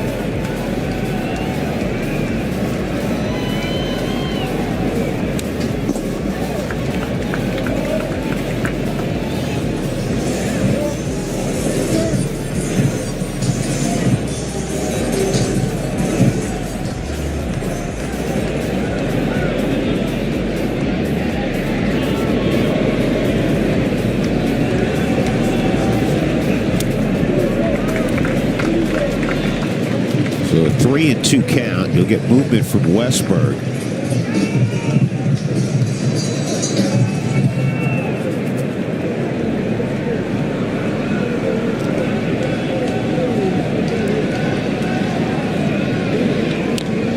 In the air, left center field. Moniak puts his hand out and makes the catch. And that'll end the inning. But Alex Jackson scores on a base hit from Jackson.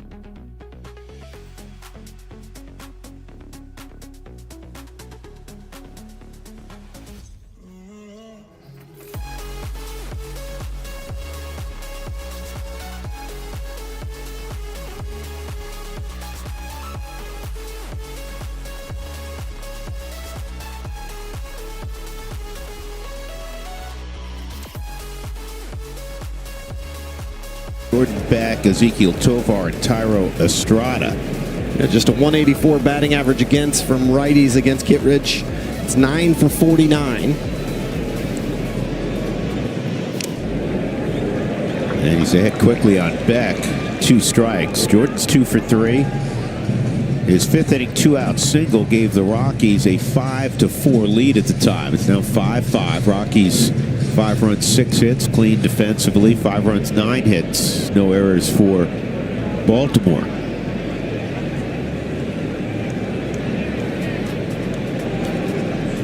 This is the 25th meeting all-time between the Rockies and the Orioles. Rockies have won 12. The Orioles have won 12.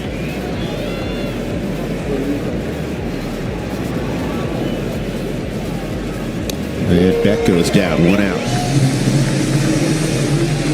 Fans, 2025 Rockies Rookies memberships are on sale now. Sign up your rookie in stadium only to get Rockies gear, discounts, and exclusive members-only opportunities. Visit Rockies.com/RockiesRookies for more information.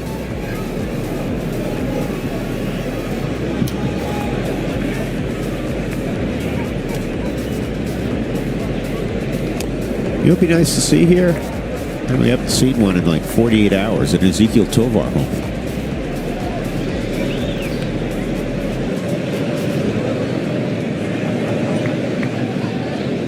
Uh-oh.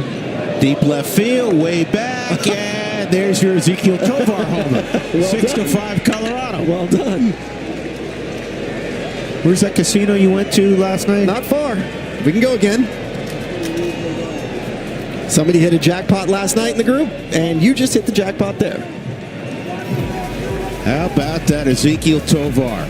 He's missed so much time. That's his 6th home run already as he gets hugged up by Tyro Estrada, Yanquiel Fernandez. Pretty timely, huh? Yeah, 3rd in his last 5 games for Ezekiel Tovar. Oh, he got a little two-seam fastball running down and in, and he drops the head in there, beats it to the spot, and that was loud. A little louder than the thunder we heard earlier. And there's that last man giving that big hug at the end again, Orlando Arcia. You can hear it on the boom mic right there. 6-5 Rockies. 2 strikes on Tyro. He had a 2-run home run to left center in the 4th. 3-homer night for the Rockies. Moniak has one as well. A 4-homer night for the Orioles.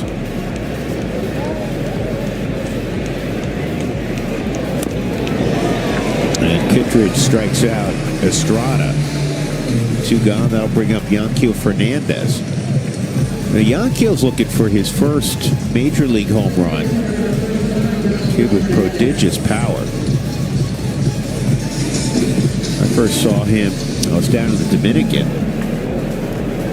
watching one of my boys play on a college baseball trip down there, playing against the Rockies youngsters, and in that game was Amador and Yanquiel Fernandez. Fernandez hit a home run in that ball game. He was a man-child. No, I was going to say, you referred to them as youngsters, and they were then, but I imagine he was the biggest boy on the field still. He wasn't just filled out, right, but he was, 6'4" and had presence. Native of Cuba. What are things you and I have never had for 200, Alex? Exactly.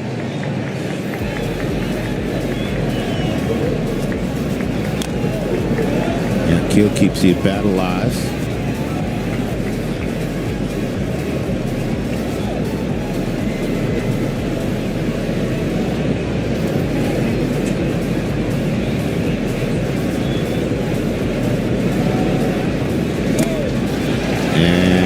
Is that a foul ball? That's like not. He ends up striking out the side, does Kittredge, but he gives up a home run to Ezekiel Tovar. And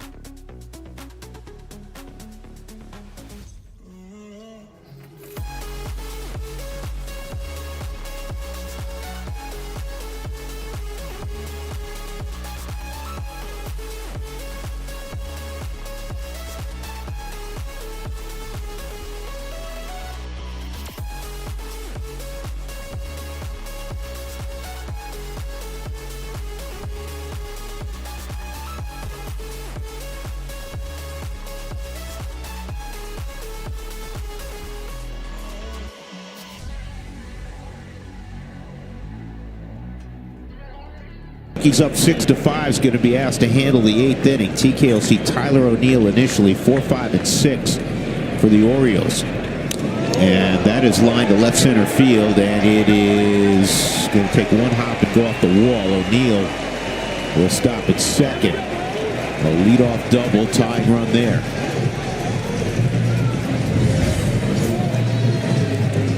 It's just the 6th double of the season for O'Neill, but fastball that's kind of middle from TK trying to get ahead, and O'Neill splits the gap there.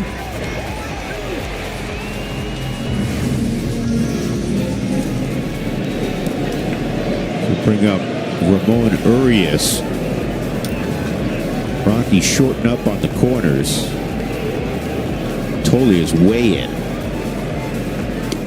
Swung on and missed.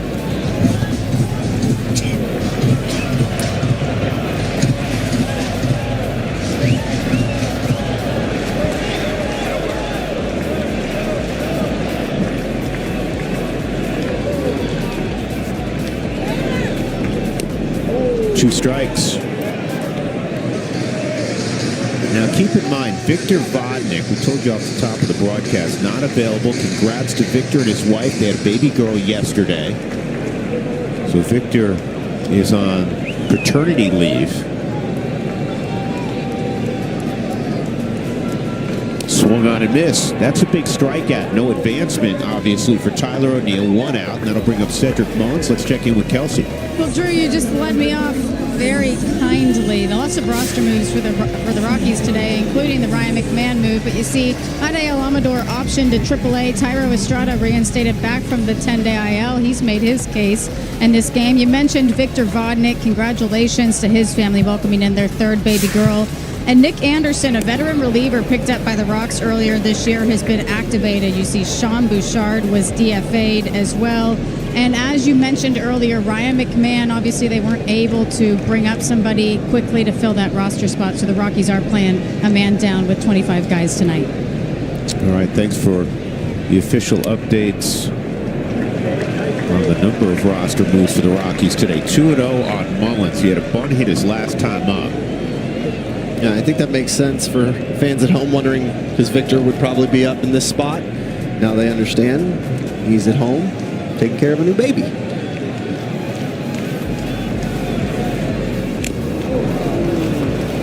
Two balls and a strike. Well, one of the strengths of this club, really throughout the year, even the first couple of months, which were so dark, was the bullpen. And the leader of that bullpen is the guy on the mound, Tyler Kinley. And Tyler struggled early with the arm swing and finding that release point, but as of late, he's done a good job. He got Mullins there on the swing. It's imperative, Sully, as you well know, for the guys who are going to be your high leverage guys that are going to protect leads, they have to have swing and miss stuff, and TK obviously does with that slider. Yeah, you know, it's funny. I've been trying to think of a name for that because we've heard all the names of pitches, whether it's a gyro ball or whatever. His is just an absolutely filthy slider. And, you know, if we're going to name things like sweeper, what are we going to call this one? It's like a split slider because it just drops off like this. This is in the air to center field and deep, but playable for Moniak. Tyler O'Neill tags and goes to third. So there's a couple of big left-handed bats on the bench for Baltimore, normally starters. Gunnar Henderson and Ryan O'Hearn. So it'll be Ryan O'Hearn pinch hitting for Kobe Mayo, who homered earlier in the game.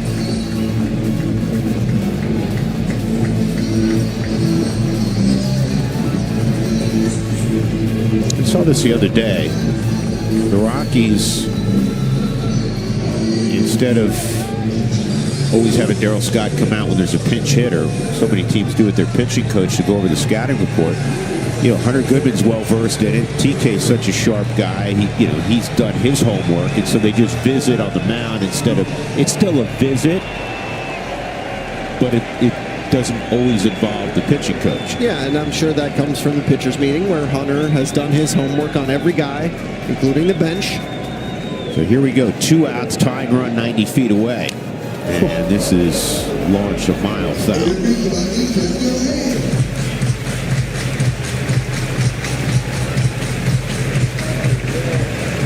That took getting the head out a whole bunch further than I've seen.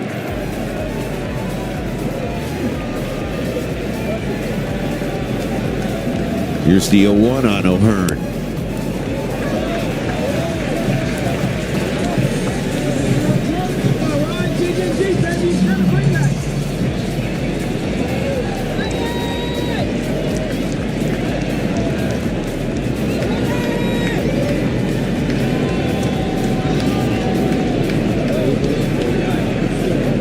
And another foul ball.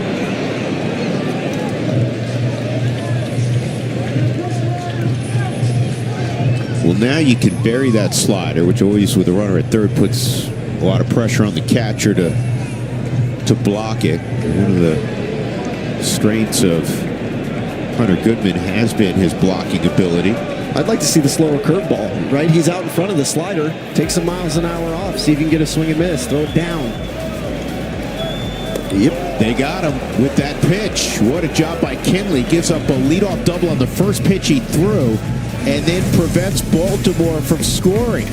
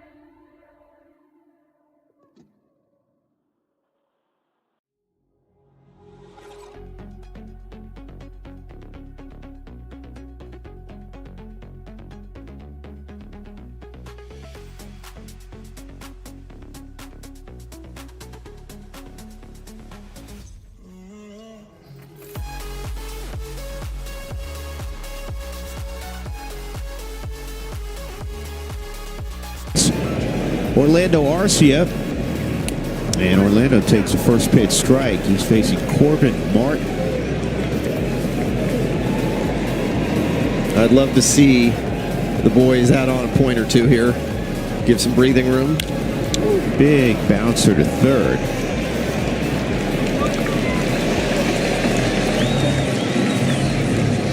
Fans, the Pittsburgh Pirates drop anchor at Coors Field August 1st through the 3rd.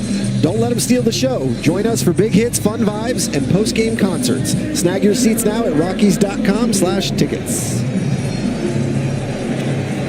Michael Tolley is 0 for 3. Soft line out, a ground ball to second, and a strikeout. Top of the 9th, the Rockies leading 6-5. If you're just joining us, the Rockies, after 2, were down 4-0.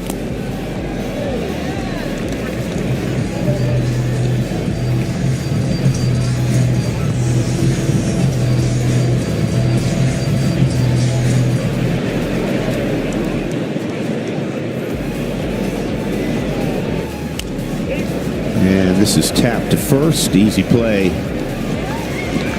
there for O'Hearn. With 2 gone, that'll bring up Tyler Freeman, 0 for 3. He walked his last time up. Seth Halverson's going to handle the 9th inning, and he'll face the scheduled Colton Cowser. I doubt, even though Alex Jackson has swung the bat well, I would think Gunnar Henderson will take that at bat. And then Jackson Holiday. Just trying to manage along with Tony Mansolino. Yep. I guess we're going to find out if you're as good or if he's as good. I don't know if I'm any good, but I just... Well, you called for a homer and you got it. I just don't think a one-run game is going to end when you're at the bottom of the order and you have the guy who was one of the top MVP candidates in the league, not named Aaron Judge a year ago, not taking an AB. There's Tony. And there's Gunnar Henderson. And he looks like he's putting gear on.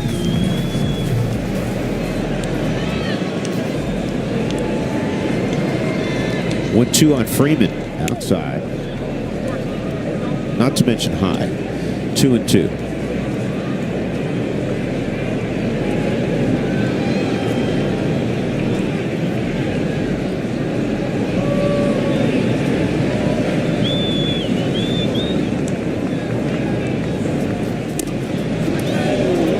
Freeman doing his thing. Worked to count full. 3-2.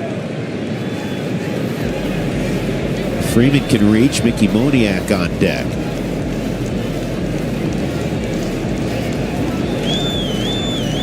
And a hot shot diving catch made by Westberg. Good play by Jordan Westberg. So we'll go to the bottom of the ninth at Camden Yards. The Rockies leading the Orioles.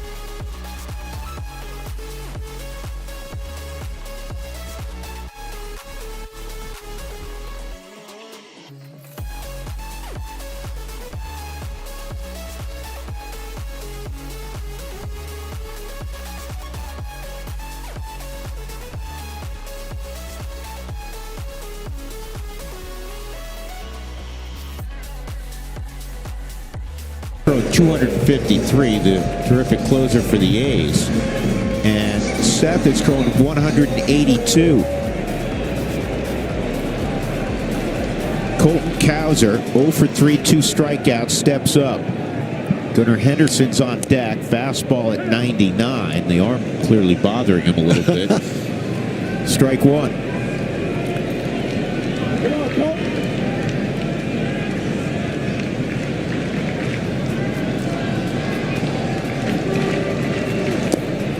Splitter, 1 ball, 1 strike. I really like that camera angle too, because his first fastball in 99 was down and away painted, but then he tunneled that split virtually in the exact same location, and then it fell off the table.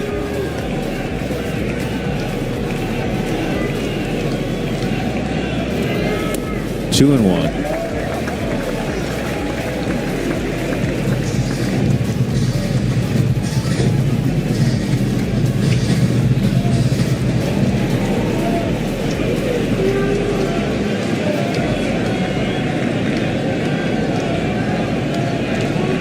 Cowser, Tardy, 2-2.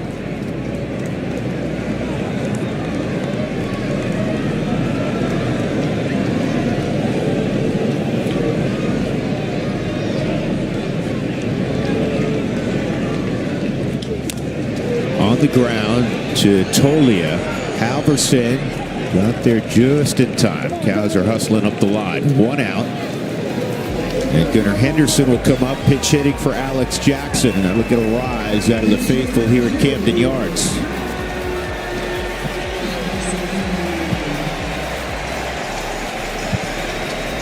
So a rare day off for Gunnar Henderson. He got off to a really slow start.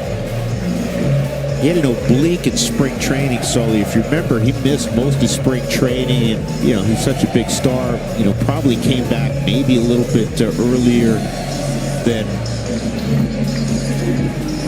would have been ideal. And his numbers were down early, but, you know, he's still got an OPS, you know, above 800 for the season. Yeah, and we've talked about this before. Oblique injuries, anything rotational in the core, you're always a little timid when you come back, and I'm sure that played into it as well. On the ground, right at Tolia, one pitch, and that is out number 2, and a huge one, obviously. So it's going to come down to Seth Halverson against Jackson Holliday. The Rockies up 6-5 in the 9th, and Holliday has been the hitting star for Baltimore tonight. Double in the 2nd, single in the 5th, and he tied up the game with a single in the 7th. He's 3 out of 4. Rockies shade him to the opposite field against Halverson, and he fouls this one off in that direction at 101.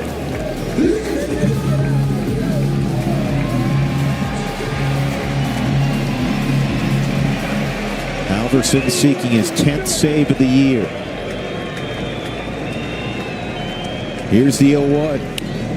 And another tardy swing, and it's 0-2. That was 101, so I'd say the arm feels better. He's starting to get a little loose. And you may see 102 here. I wouldn't mind changing the eye level of Jackson Holliday right here. Maybe even going up out of the zone. Just to make him a little uncomfortable. Well, that's a target from Hunter Goodman, suggestive of that. Yeah, I don't mind that.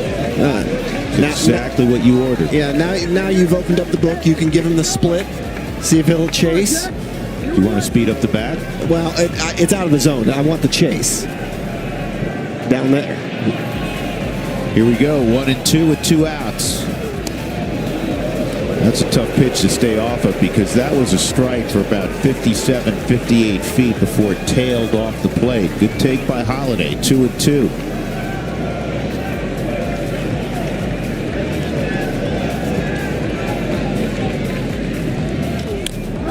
In the air, deep left field, but playable perhaps for Beck. He's got it, and the Rockies have a marvelous come-from-behind victory to begin the road trip. The final score, the Rockies 6, the Orioles 5. Again, the Rockies were down early 4-0 on 4 solo home runs. But the Rockies started hitting the ball over the wall themselves. And then Seth Halverson in the 9th closes it out in 1-2-3 fashion, though Jackson Holliday flirted with a long ball. What a wonderful way to start the trip, especially given the circumstances earlier in the day with the trade of Ryan McMahon to the Yankees. Yeah, I thought the boys did a phenomenal job responding. I thought Kyle Freeland, after the first 2 innings, made great adjustments. And then from there on, the hitters took over, and you got a big home run from Ezekiel Tovar on your command. It's a good win to start the road trip. A terrific win. And